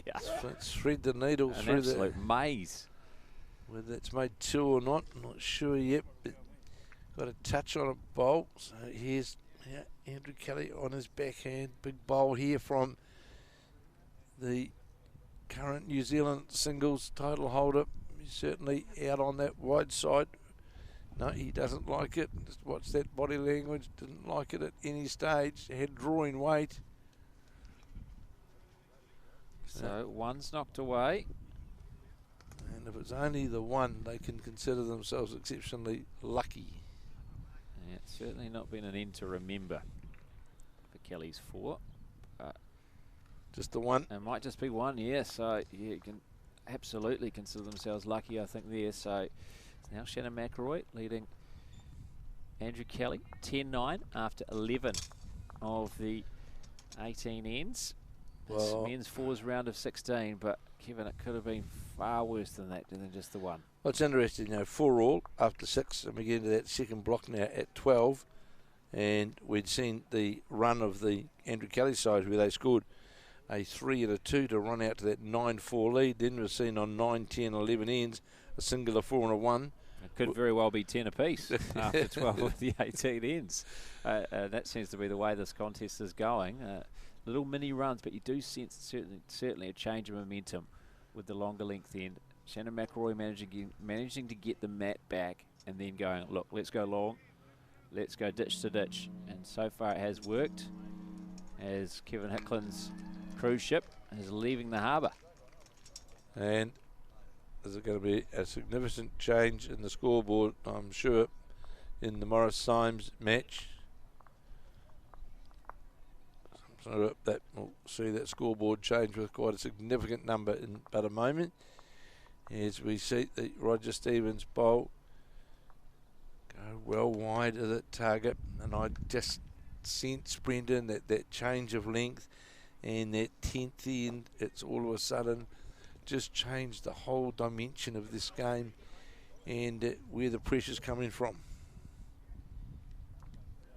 So here now is Tony Grantham. There's a good bowl, his second bowl on this, the 12th end, right to the jack, a toucher. So the thing now for the Kelly side is just got to get themselves back into the match, and it's now 16-15 to Morris Symes after 16 of the 18 ends. Yeah, Simon Poppleton has led throughout that contest by quite a big margin as well at one stage. Morris Symes, though, one of the real stalwarts of New Zealand bowls, though. Roger Stevens, it's his best bowl for a while, finished just lower the jack, but will definitely beat second shot, and he's the man that's really except for the last end, he's been a tower of strength in this Shannon McIlroy side. On the back end is Peter Hodgson.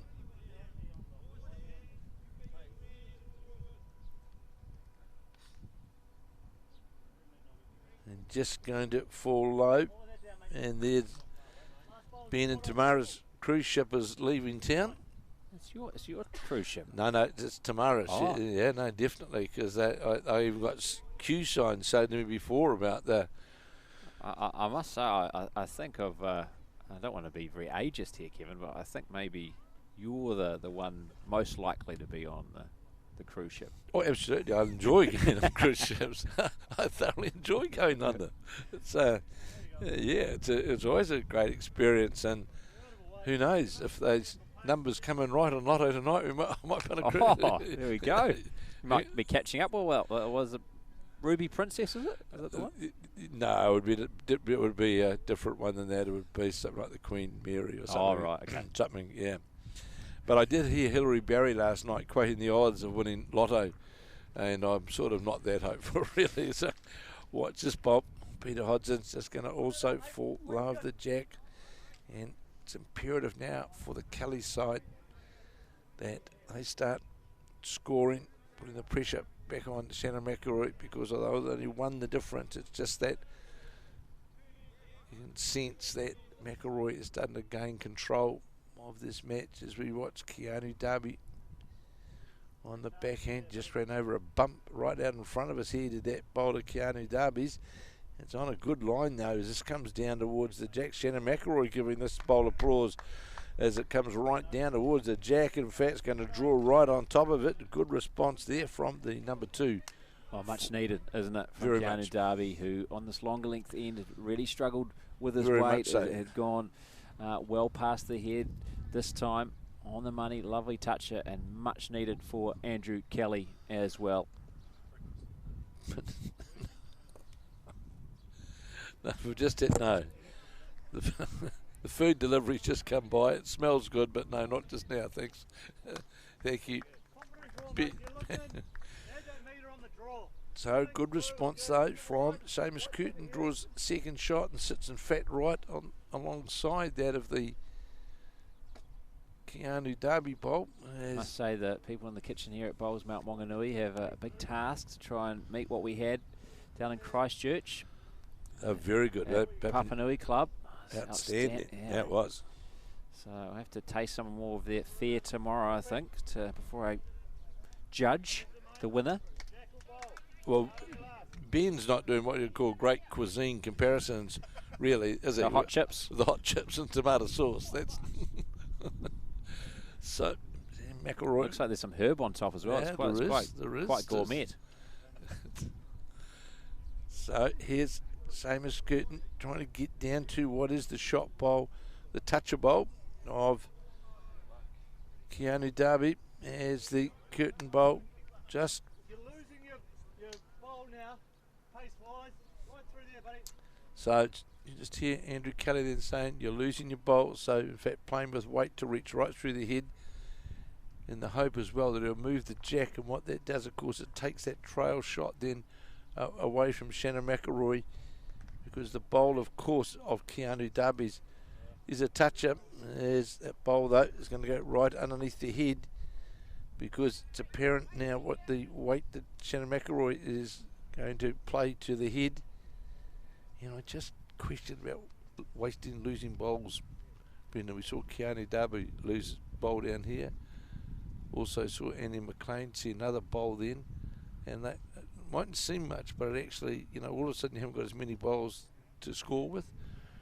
And I wonder whether that was really the right shot to play then with that particular weight, because Shannon McIlroy will certainly, he'll just play with weight to reach through to get to the jack clean, and that's exactly what he's doing. He's not really rushing at the head. He's endeavouring to get to the shot bowl or the jack. And it's on a underneath line, and in fact turned 2 of the bowls in through the head, one of them being Andy McLean's, which in fact gave him, they've got first and fourth shot now.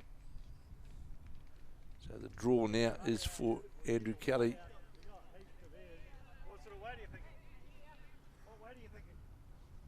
bowl, just sort of drawing it up. I'll get a jack through on the tee. So the call from Andrew Kelly is he will try and draw down to the Andy McLean bowl and try and reach what is the second shot bowl. Dropping off there on the draw to there. Yep.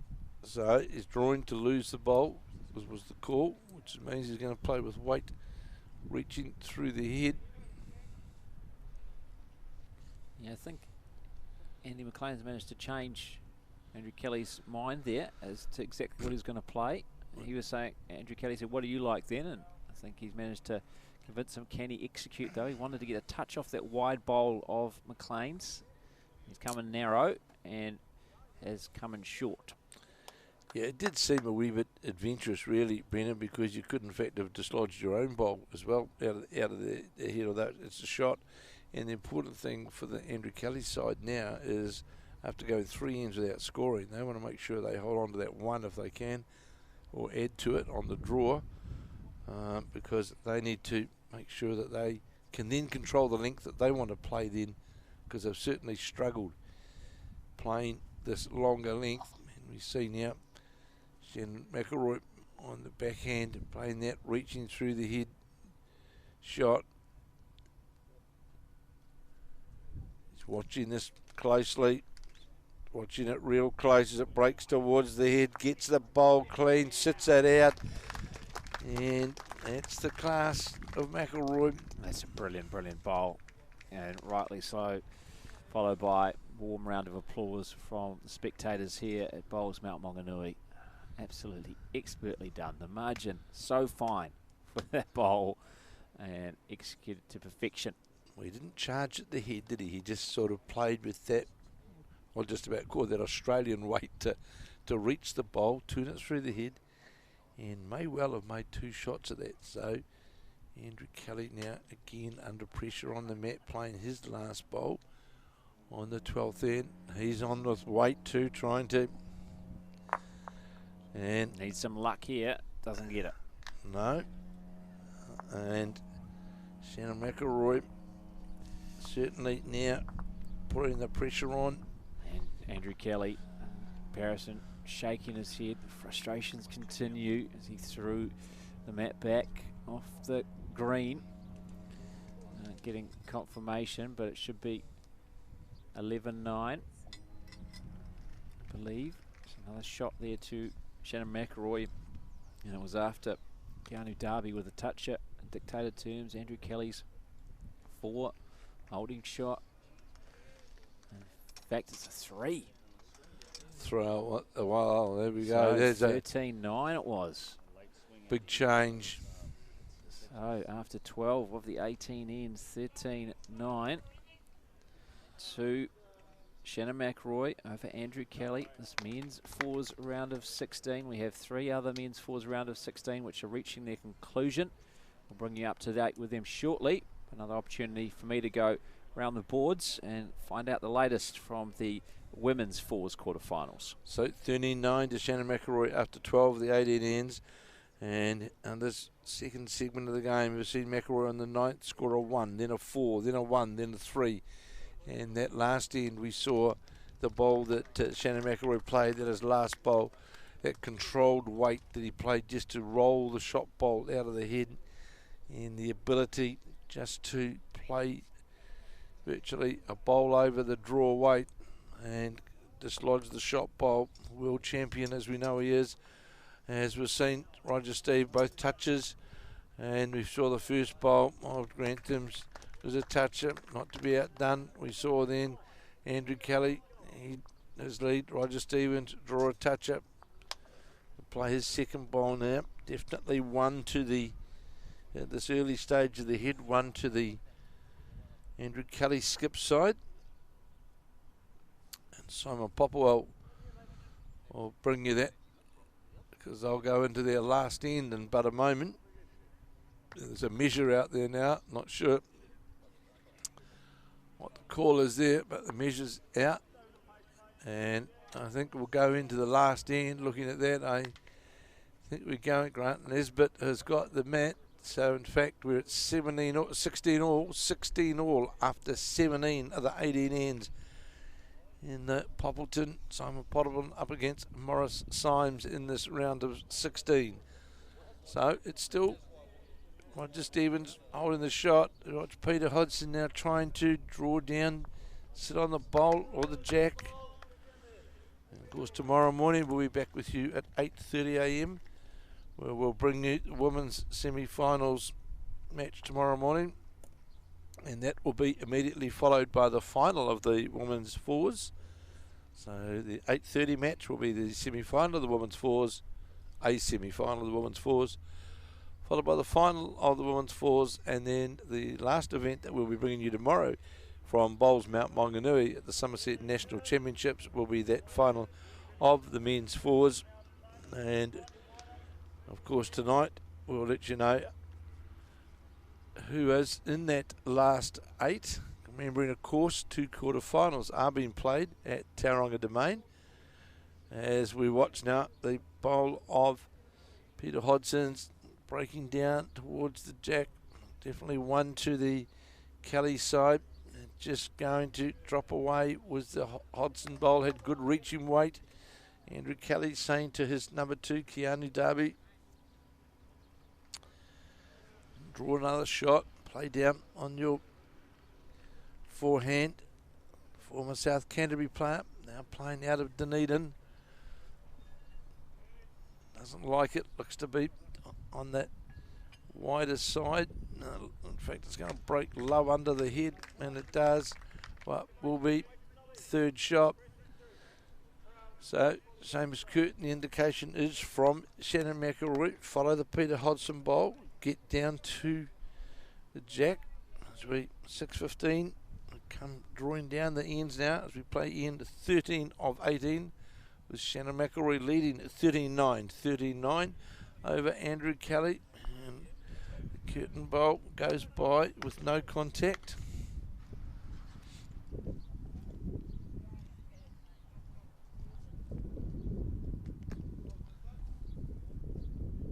So now we see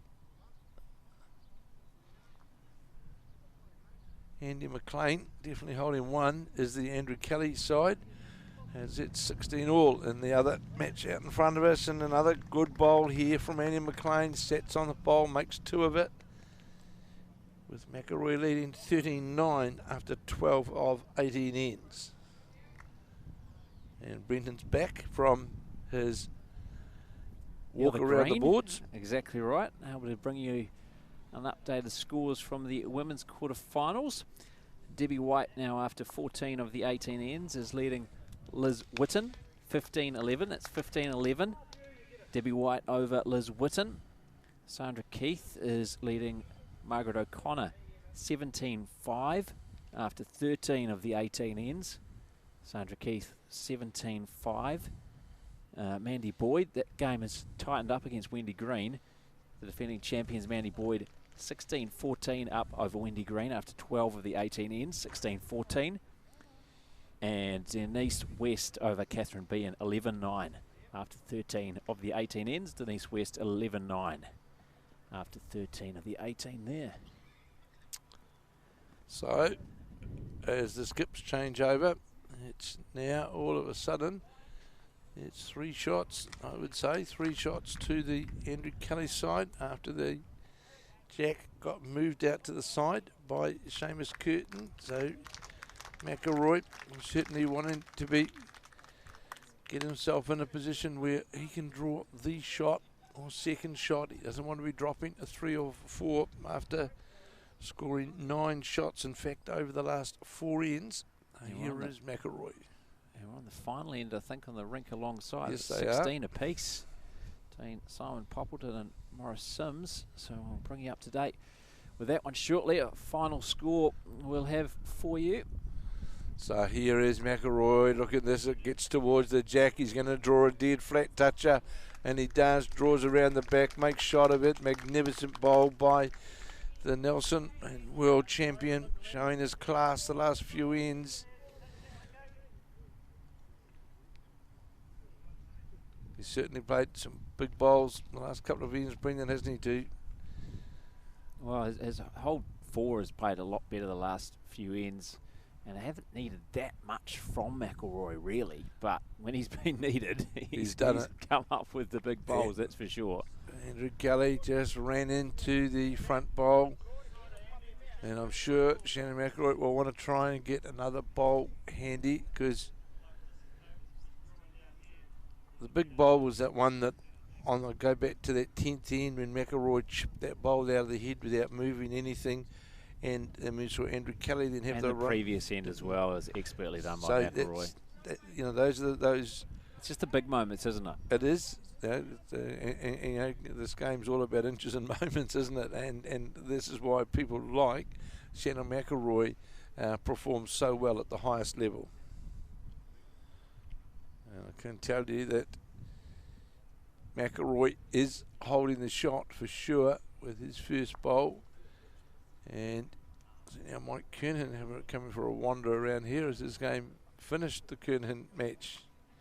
Oh no, I see that's still. I think he might just be going for a toilet break. Maybe he's just having a little look at what the scores are. I think he might just be keeping up to date. He obviously can't be watching our commentary at the same time, so he's just going for a little wander himself around the boards. I can let our audience know that he is leading 22-11. Mike Kernahan is leading Trevor Reeder. It's now after 13 of the 18 ends. The defending champs down though, and quite a big hole now. Dean Alger trailing 19-12 after 15 of the 18 ends. That's against Jeff Bovey. So Jeff Bovey leading Dean Alger, the defending champion.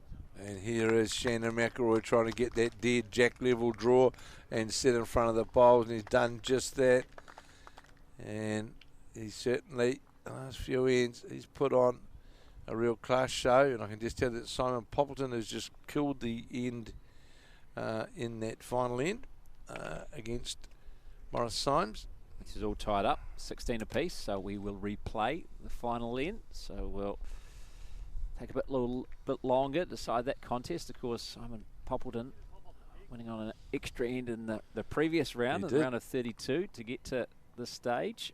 So they know a thing or two about extra end. They're not going to need an extra end, but they're going to replay the 18th. This is a big end here now for Andrew Kelly after Shannon McIlroy has played two superb bowls. Kelly trying to reach down to the shot and looks as though it's just going to hang on the wide side, not going to come back far enough. No, it doesn't.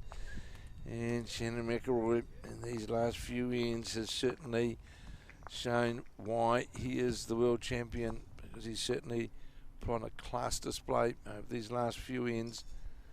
And yes, Brendan rightly said, man, his team have certainly given a good start, but it's the way how it's more to me how Shannon McIlroy has controlled the game, and it came about when he decided to change the length of the jack. He put the Kelly side immediately off their line and weight, and we saw them struggling to try and find that. We then saw what I'd call the Kelly side play some adventurous sort of shots for whatever reason, and it allowed Shannon McIlroy, when needed, he's just played those bowls that a 1, a 4, a 1, a 3 and a 1. Yeah, another one there to McIlroy confirmed, so 14-9 after 13 of the 18 ends. This men's fours round of 16 contest here at Bowls Mount Maunganui. Brenton Vanissroy alongside Kevin Hickland. I hope you are enjoying our coverage wherever you may be. We'll be back tomorrow bright and early, 8:30 in the morning. We will have a women's fours semi-final. The protagonists we've yet to find out. Women's quarterfinals currently in progress. Just over 2/3 of the way through those matches. We've got a couple of men's quarterfinals taking place also, not here at Bowls Mount Maunganui, but at Tauranga Domain. Mike Carroll taking on Craig Merrilees and Gary Lawson, the 13-time national champion, against Scott Roberts. So Tony Grantham has drawn right in front of the jack with his first bowl. It's about half a metre, but it's going to go by under the narrow line with his second. Roger Stevens will play on his forehand, playing up towards the port end here at Bowls Mount Maunganui. And just question, how's that weight going to be? It's going to come all the way, certainly on a good arcing line. Andrew Kelly likes that bowl. Great effort, Rog. Well done, mate. Great effort was the call from Andrew Kelly as we play the 14th of 18 ends. So it's imperative now for Andrew Kelly that he's got to score this end. Oh, it seems a long time ago Andrew Kelly was up 9-4. Certainly was at the after in fact it is, we were at 8 ends and it was the Kelly combination leading 9-4. So 5 ends later, McIlroy's 4 have scored 10, and it's 14-9, and they're starting to run away with things, and it's starting to get away from Andrew Kelly. Like you say, this is a very important end there. They just need to get control of the mat, don't they? And the jack can dictate the length, play at their length rather than continually playing at the length which Shannon McIlroy's dictate. Correct, Brendan, because also what's happening is that the Shannon McIlroy side are controlling the head off the front at the front with Peter Hodgson and Tony Grantham. So getting that control early, they change the length around.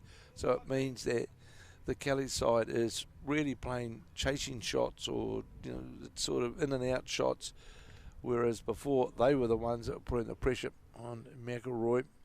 And we saw that big end where in fact we saw Shannon McIlroy play a great bowl, superb bowl, make 5 shots, and then we saw Andrew Kelly draw an absolute superb draw shot in behind the jack, and then we saw McIlroy chip the bowl out and Andrew Kelly play sort of a run shot to get to the jack. That really is what started then to turn this whole game and the momentum of the game around. And certainly now it's, as I say, John Macbeth just drew a toucher and put the jack over there in that very tight match as they play the 18th end. So here now is Keanu Darby. All he did was run into the short bowl of Roger Stevens, and it would be at least one, maybe definitely one shot, maybe 2 shots to the McIlroy combination. So watch Seamus Curtin. It's going to be under the line, coming up towards the head, but will finish under the line and might get to the Hodgson bowl, but not ideally. We Shannon McIlroy would have wanted it, but again they're controlling the head, Brendan. That's the difference. They can, they're the ones that control it. Andy McLean looking, where do I play? Where do I go? Yeah, which is the complete opposite to what it was in the early stages when Andy McLean was coming up with a number of great bowls because he was getting better support off the front and he was able to play with a bit more freedom. But now he's knowing every time I'm playing, I'm having to come up with big shots to try and grab back control of the head. As we see the McLean bowl run by, and also a kill in the Poppleton-Symes game. It's killed by the Morris-Symes number 3. Another kill. So back-to-back kills. We'll replay the 18th end for the 3rd time. So battle of attrition going alongside in the rink alongside us. Same as Curtin now as the sun certainly comes out at the latter end of the day here as we play the 14th end. And that's going to run into the front bowls as well, not tip anything over. But what it's doing, of course, it's just making it that much harder to get to the head. Like Andrew Kelly's number 3 now, Andy McLean's up at the head having a look, and it's like the Chinese wall there in front because it's so difficult to get to a scoring position and picking up a number. There is a Keanu Darby or Roger Stevens bowl right at the back of the head. So he's got to play with weight where the jack is going to move as well. I apologise, it's Seamus Curtin in front of the camera. Oh, there he goes, just moves out of the way. Thank you, Seamus. I think Peter Hodgson might have reminded him that the camera's right there. Thank you, Peter. So on that, definitely got to play with a lot of weight, does Andy McLean, and he certainly is. He's playing with a full-blooded drive to get up to those front bowls, try and get some goes completely past, and in fact, in doing so, took out what was the back bowl of Roger Stevens. So they're now in a very, very difficult position. Andrew Kelly can still smile as the skips change over and looking there. A wry smile, I think, from Andrew Kelly. Frustration before as he threw the bowl out of the ditch. Yeah, I think it'd still be two to the bowl there, and bowl over to the side. Tony Grantham bowl there in front. The nearest bowl for the Andrew Kelly side is the bowler Roger Stevens, which is sit down there, which I pick The as blue bowl. yeah, which I'm picking to be third shot. Yeah, we think that the second shot is the black and white bowl out to the left of pitcher, not the one which is almost in line with the jack, which is short. But it is quite hard to tell from these angles as well.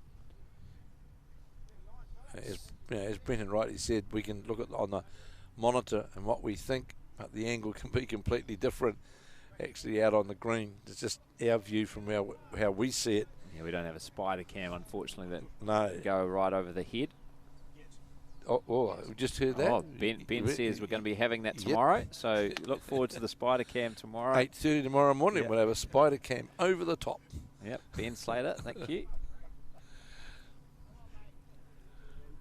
As we watch that, Kelly, he's on the drive trying to get to the county bowls and in fact moved them around, but all in fact he did was he moved some of his own, and now it's still definitely the Grantham bowl, which is definitely the shot, and I don't think there's any change really to the head, and Andrew Kelly's now left with no option, I think, to try and play with weight to try and, of course, also now Shannon McIlroy's bowl has gone right to the back of the rink. The other issue is that he's only got one bowl in the area, doesn't he, Andrew Kelly, which is this blue bowl out to the left of pitcher, and then there's the wide bowl, the green bowl of Keanu Darby, but the rest are bowls of McIlroy's four. So holding all the cards really is Shannon McIlroy, and maybe he'll be playing with the aggressive approach. Can I get rid of that first bowl of Roger Stevens? So here is now Shannon McIlroy playing on his backhand. I don't know if he likes the weight to get all the way to the counting area. Looks as though it will. Gets past the front, will be close to counting, and it is. Sits in amongst that nest. And I suppose the one good thing for Andrew Kelly is that his real option is to try and drive that nest of three bowls, Brendan. That he's not happy though. He's standing there, observing the head. Well, I think he might. One thing he might be worried is if he does land on one of them, he could actually end up knocking out this blue bowl. Well, if he does that, that's game set and match virtually, isn't it? Because you're looking at about 5 or 6 shots. Yeah, like he would possibly get rid of one of the shot bowls, but he might take out his own. So I think every chance that we got that split is going to go across onto the Roger Stevens bowl. Exactly right. I think that's what he was sort of shaking his head about, because he's like, well, I want to play that positive plate, drive to the shot bowls, but I don't have much in there. No, And that's the problem. I've only got the one bowl in there, and I can't really get anywhere near that. I don't want to move that in any way. So we'll see now what Andrew Kelly, what weight he decides to play on this, the 14th end, his last bowl. And he's certainly on the drive, trying to get to the split onto those bowls. And in fact, now he got his one, but it's knocked it a bit closer. It might have actually came out all right. So in the end, it might only just be the one. Wow. Yeah, it's just the one. So a bit of fortune there, I think. Just the one. So 15-9 it will now be after 14 of the 18 ends. And this men's fours round of 16 contest. Alongside us here, Simon Poppleton and Morris Symes replaying the 18th end for the third time. It's been killed a couple of times. They're trying to finally decide that contest. 16 apiece, that match. With John Macbeth holding the shot at this point. Just saw Steve Beale draw the shot. But back to the Kelly McIlroy game. 15-9 after 14 of 18 ends. As we watch this first bowl of Tony Grantham's come down towards and just sitting behind the jack at 12 o'clock. And the other thing as well, Brendan, is we've just seen, although it's been a struggle, but we've seen the change of length of that jack for the McIlroy side right back towards the 2 metre mark. The mat sitting on the 2 metre mark, they've been playing full length heads all of a sudden, it's just put the Kelly combination off their draw line. You know, and to build, or we just see Roger Stevens draw a toucher, which is great for the Kelly side, but it's about being able to build heads. So perhaps with this first bowl of Roger Stevens, it may enable the Andrew Kelly side to build themselves a good scoring head. So the Tony Grantham second bowl is going to go by down on a good line, go past by a couple of metres, and the request from Andrew Kelly to his lead, Roger Stevens, who's playing on the backhand. Just repeat what you've just played, which was a front toucher. Again, on his backhand. Looks on a reasonably good line. Just going to come back. There's another good bowl from the lead for Andrew Kelly. They'll definitely beat 2 shots. Yeah, certainly flipping the tables here, because Tony Grantham in recent times has got the better of Roger Stevens this time. Roger Stevens with a toucher, and then one not too far away for the second. Is now asking Peter Hodson to come up with something special. And we have seen Peter Hodson, of course, throughout this game draw some very, very telling shots, and just going to go past and sit outside what is the second shot. So Keanu Darby now still 2 to Andrew Kelly, trailing 15-9 on his forehand as we play the 15th of 18 ends. So here's the Derby bowl. There's another good bowl from the Kelly side. There's going to be another counter. Sits right in behind the jack. Beating your own pal. Let's see. Peter Hodson. They'll try and...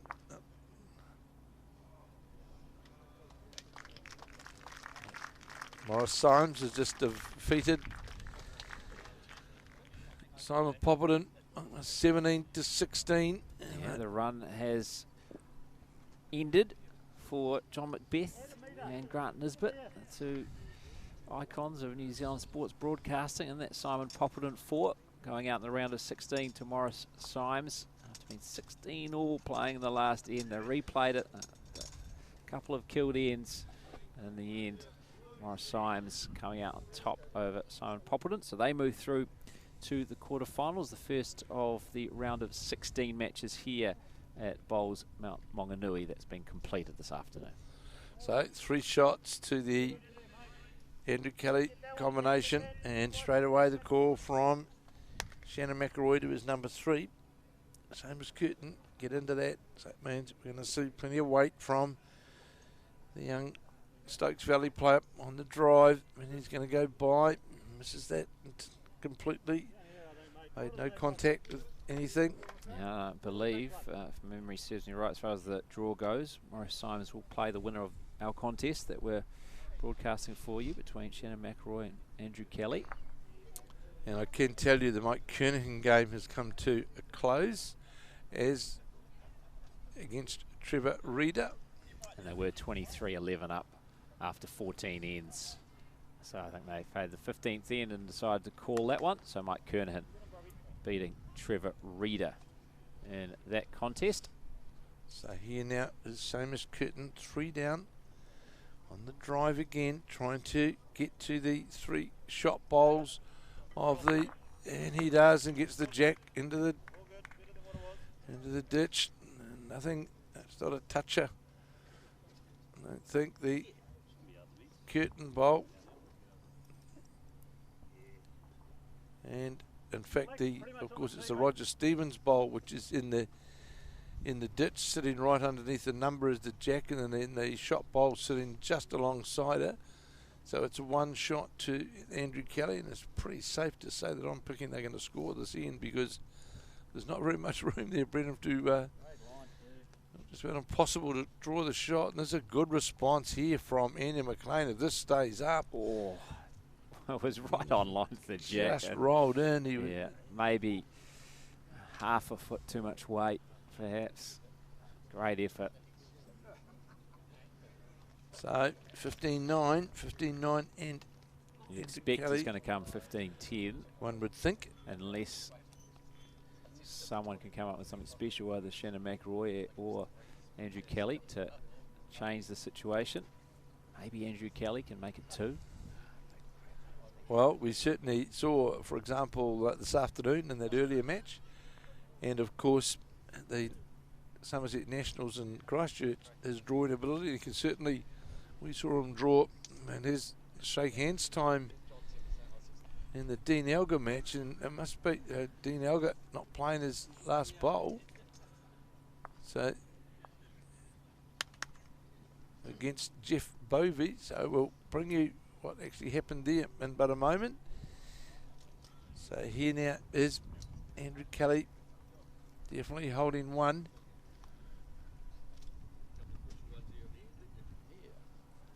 The jack in the ditch, and he's going to fall way short, way short. Wasn't too bad, probably a foot more. They'd be disappointed with that, with the current New Zealand singles title holder.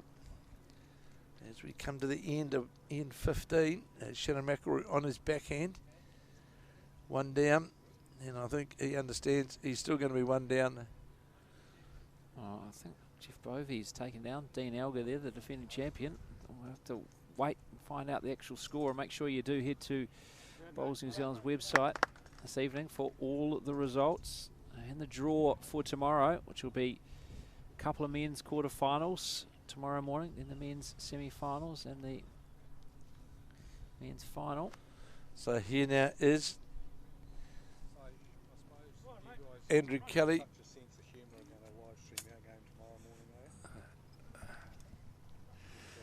We've got Mike Kernahan just suggesting that we broadcast his game tomorrow, and we've had to break the news to him that no, we'll be broadcasting women's fours semi-final tomorrow morning, Mike. And he's ecstatic about that. So a conversation here in the middle of the green with the Andrew Kelly side after scoring that 1. And now trail 15-10 as we play the 16th end, and we'll bring you the update of the other match out in front of us here. That was the Dean Elgar, the defending champion. We'll get that. It was interesting because I saw some body language, saw a few high fives amongst the Elgar support team, which made me think that maybe they won, but the pretty sure the draw I had, they were at the top of the board, not the bottom of the board. So I'm just going to go grab that umpire and I'll get that confirmed. Thank you. Kevin Nicklin making his way around the boards now. We share the duties here. Kevin Nicklin has to go for a bit of a run, I think, to catch up with the umpire. Keeping him fit here at Bowls Mount Maunganui. It's the only game remaining on the screen now. Men's fours round of 16. Andrew Kelly, Shannon McIlroy. Roger Stevens. The all-important lead back for Andrew Kelly's 4. There's Kevin Nicklin. I'll let him catch his breath because he had to jog after the umpire. So before I turn his mic back on, find out exactly what happened, whether the defending men's champions are still in or are they gone, Kevin Nicklin? So the defending men's champion, Dean Elgar, they'll be here tomorrow morning as they won their match over Jeff Bovey by 19 shots to 15. 19-15 to Dean Elgar of the West End Club in Taranaki. Thank you very much, Kevin. So I obviously had that wrong way around. So apologies for that earlier on. But yes, the defending men's champion, Dean Elgar, is through to the quarterfinals. So he'll be no doubt playing Mike Kernahan, who I think Mike Kernahan pretty happy he's not going to be, they're not broadcasting that match because he's lost to Dean before. Well, I know what he's talking about, that one particular end in that final last year, which, yeah, was certainly something Mike Kernahan rude. Now, isn't it interesting? We look here at this match and we see that Andrew Kelly gets the mat, changes the length, and Roger Stevens has drawn 2 bowls right on top of the jack. And just, we've been talking about it for ages. We talked about it in Australia, and it just makes such a big difference that if you can control your score. Play the way you want to play Yeah. is the most important thing. Absolutely. Isn't it? And what your team's most comfortable with, and it's so clear that these shorter length ends suit Andrew Kelly's 4 down to a tee. Although Keanu Darby there, struggling a bit, but having one back there is not a bad place to be, as you said. It's not being beyond the head as a number 2. And Well, the way here, often moved. the way how it's placed sitting there right now, Brendan, one would think if it got hit on the drive, the likelihood would be that it would kill, but you never know, of course, where the jack will go to.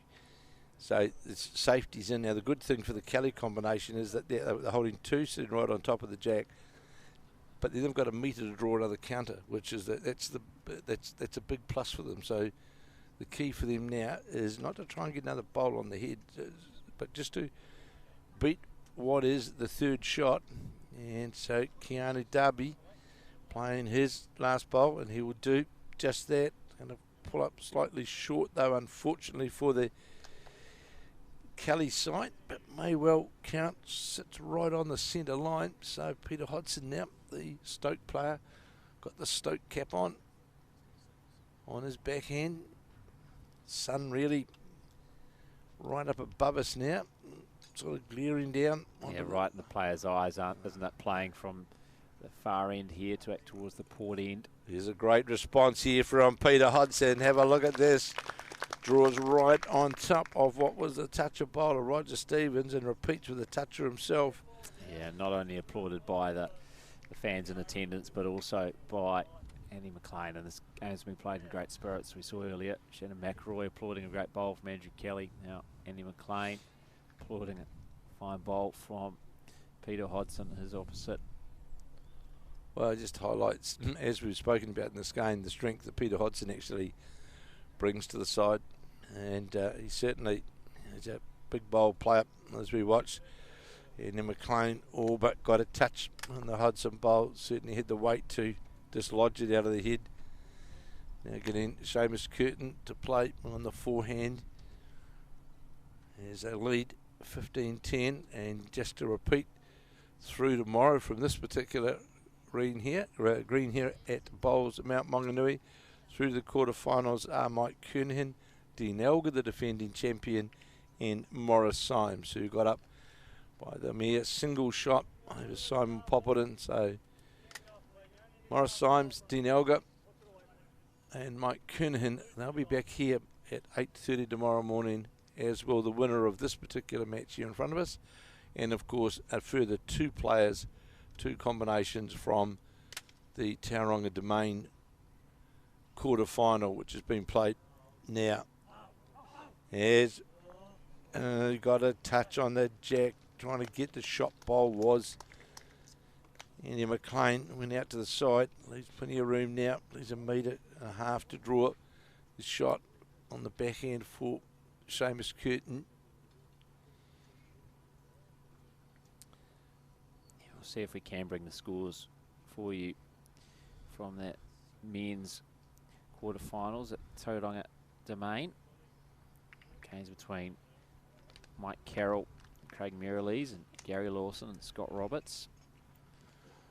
Scott Roberts and Taranaki, very, very well performed side in the Taranaki area.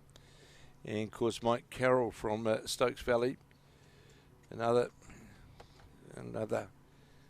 good side. And we know Stokes Valley's bred so many of those good players, and he's got the 2 Bryan brothers playing with him. And of course Craig Merrilees, the other side from the Southland. And of course, he has represented New Zealand overseas at the PBA events in the UK and Scotland. So, very good combinations over there at Tauranga Domain. As we watch Henry Kelly endeavouring to draw the shot here after Seamus Curtin drew the shot with his last bowl. The indication is from the Kelly side that what did make shot that bowl of Andrew Kelly, although it's lower the jack. And of course, there's women's, as we said, we'll bring you tomorrow morning, 8:30 a.m. the women's semi-finals which will start at 8:30 tomorrow morning, and we'll have that live on Sky Sport next. Brendan Van Nistelrooy and myself will be with you right throughout the day tomorrow on this final day. Yeah, make sure you do go to the Bowls New Zealand website tonight as well to find out the results from all the matches. I may not be able to bring you those final scores from Tauranga Domain if they don't come in time. Make sure you go to the Bowls New Zealand website. We'll have the full results and, of course, the draws for tomorrow, which will include a couple of men's quarterfinals. We know one of those quarterfinals, Mike Kernahan, will take on Dean Elgar. Morris Symes now awaits the winner of this match. Will it be Andrew Kelly? Or will it be Shannon McIlroy? Very much in Shannon McIlroy's favour at the moment. Can Andrew Kelly come up with something special over these closing ends? Yes, so Shannon McIlroy draw all but a front touch up with his bowl, and Andrew Kelly playing with that reaching weight, trying to dislodge the McIlroy bowl. It's gone by and pushed out the Seamus Curtin bowl, in fact, which was third shot. So McIlroy will endeavour to draw another. I'll make two of it. And it's been this back half of the game. It's all been, in fact, it's 10-1, in fact, has been the scoring on this back end of the game to date. So Shannon McIlroy has dominated the most important part of the game. It's 11-1 as well, since Andrew Kelly had a 9-4 advantage. So shows you how this game has turned. That might be enough for a second. We're nearing shake hands time now, aren't we? That's two more to Shannon McIlroy, and he's got them himself. Yeah, well, it certainly has been, and I just, again, I'll just say to people, especially like bowls coaches out there, these are sorts of games that are worthwhile going back to watch. Not always so much about how well people play, but how a game can change through one end, through the change in the length of the jack. And as we saw, and I put a mark next to that 10th end when Shannon McIlroy scored that 4, and we said, would that be the sort of the change, the surge after that end came about? And of course, as we've seen now, it's now 17-10 to McIlroy as we play the 17th end. And it highlights also that the ability of a really top skip of how they can just know how to stay in the game. They just know how to stay there, and have got the confidence with the players around them that this is how that I'll pull off the shots. You guys give me an opportunity to get the bowls around the head, and then I'll play those 4 or 5 big shots, which are going to make the difference. And thus, that's been the case. Yeah, and worked out with the lead, Tony Grantham. Well, what's going to work for you? How are we? They had that chat. Yeah, exactly. You mentioned it. You go, I think it's about time for that chat, and it's right on the money. They had that chat, and since that moment, they dictated the terms, longer length ends, and it made things very tough, I must say. Roger Stevens has been doing everything he can the last few ends to keep his side in this game. He's at the last 4 or 5 ends. He's played very, very well. But there we just see Tony Grantham equal to the task, just draw right in front of the jack. And yeah, Roger Stevens, the last end, of course, had one toucher and one only but a few inches away. So, Roger Stevens has certainly done his job well. But it's more about, I think, Peter Hodgson. I take my hat off. Peter Hodgson's played some magnificent bowls, and McIlroy has played those real big ones when they're needed.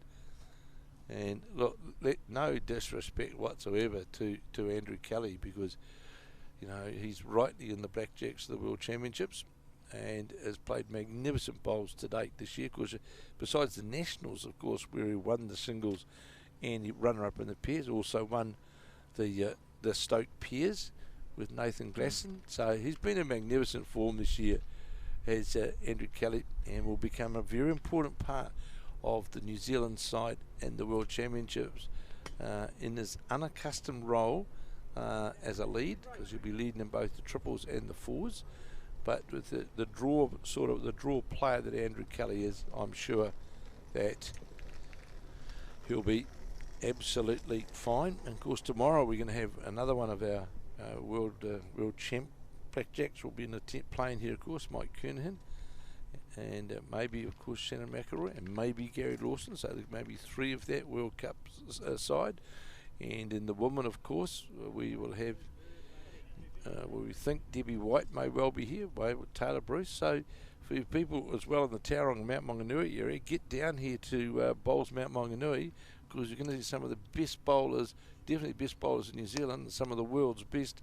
They'll be here starting 8:30 tomorrow morning, free admittance, and get into this, come down to this magnificent complex here at Bowls Mount Maunganui, and you'll see, perfect conditions. I'm sure the weather will continue like it is, and you'll see some of the best players in action right throughout the day.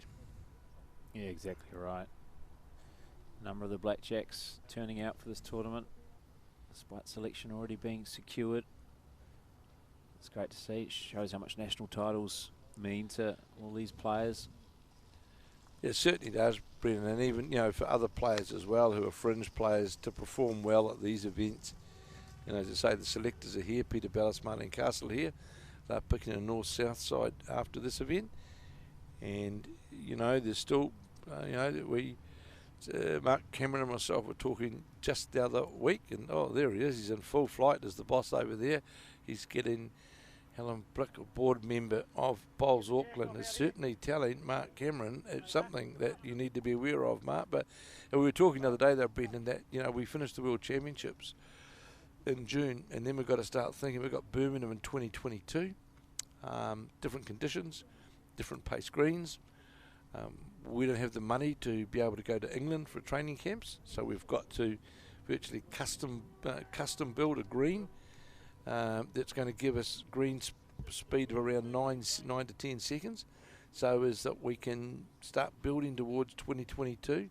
So it doesn't really stop for those players who are fringe players, because who knows, after the World Championships could be retirements. You just don't know, do you? So the momentum doesn't stop, and the opportunity for these players is the likes of the Seamus Curtins and Keanu Darby's. This is the best place, along with the Intercentre final shortly, to put your hand up. Yeah, exactly right. It's all starting to lead to the next Commonwealth Games, isn't it? A bit of an end of an era potentially at these World Bowls Championships, of course, when you had so many big events on the Gold Coast.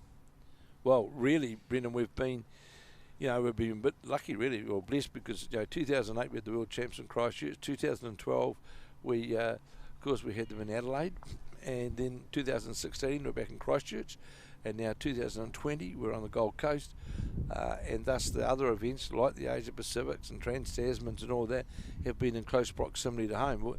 As of next year, of course, a lot of that changes, and the Northern Hemisphere is where the momentum shifts to. So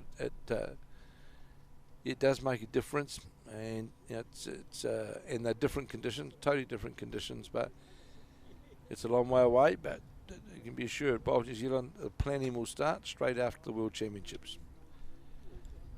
So Andrew Kelly Striding back to the mat as he tries to work out, how do I get a number out of this, because one's really not going to be enough.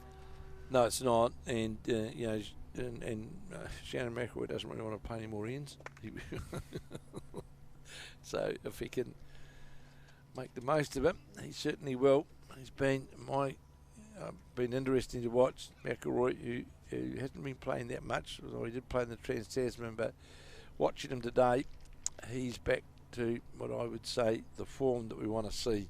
Debbie White just back play, looking over the shoulder of Andrew Kelly. I think gave a nod of approval to Andrew, suggesting that she had got the job done against Liz Whitten. Last report we did have that she was up 15-11, 4 ends to play.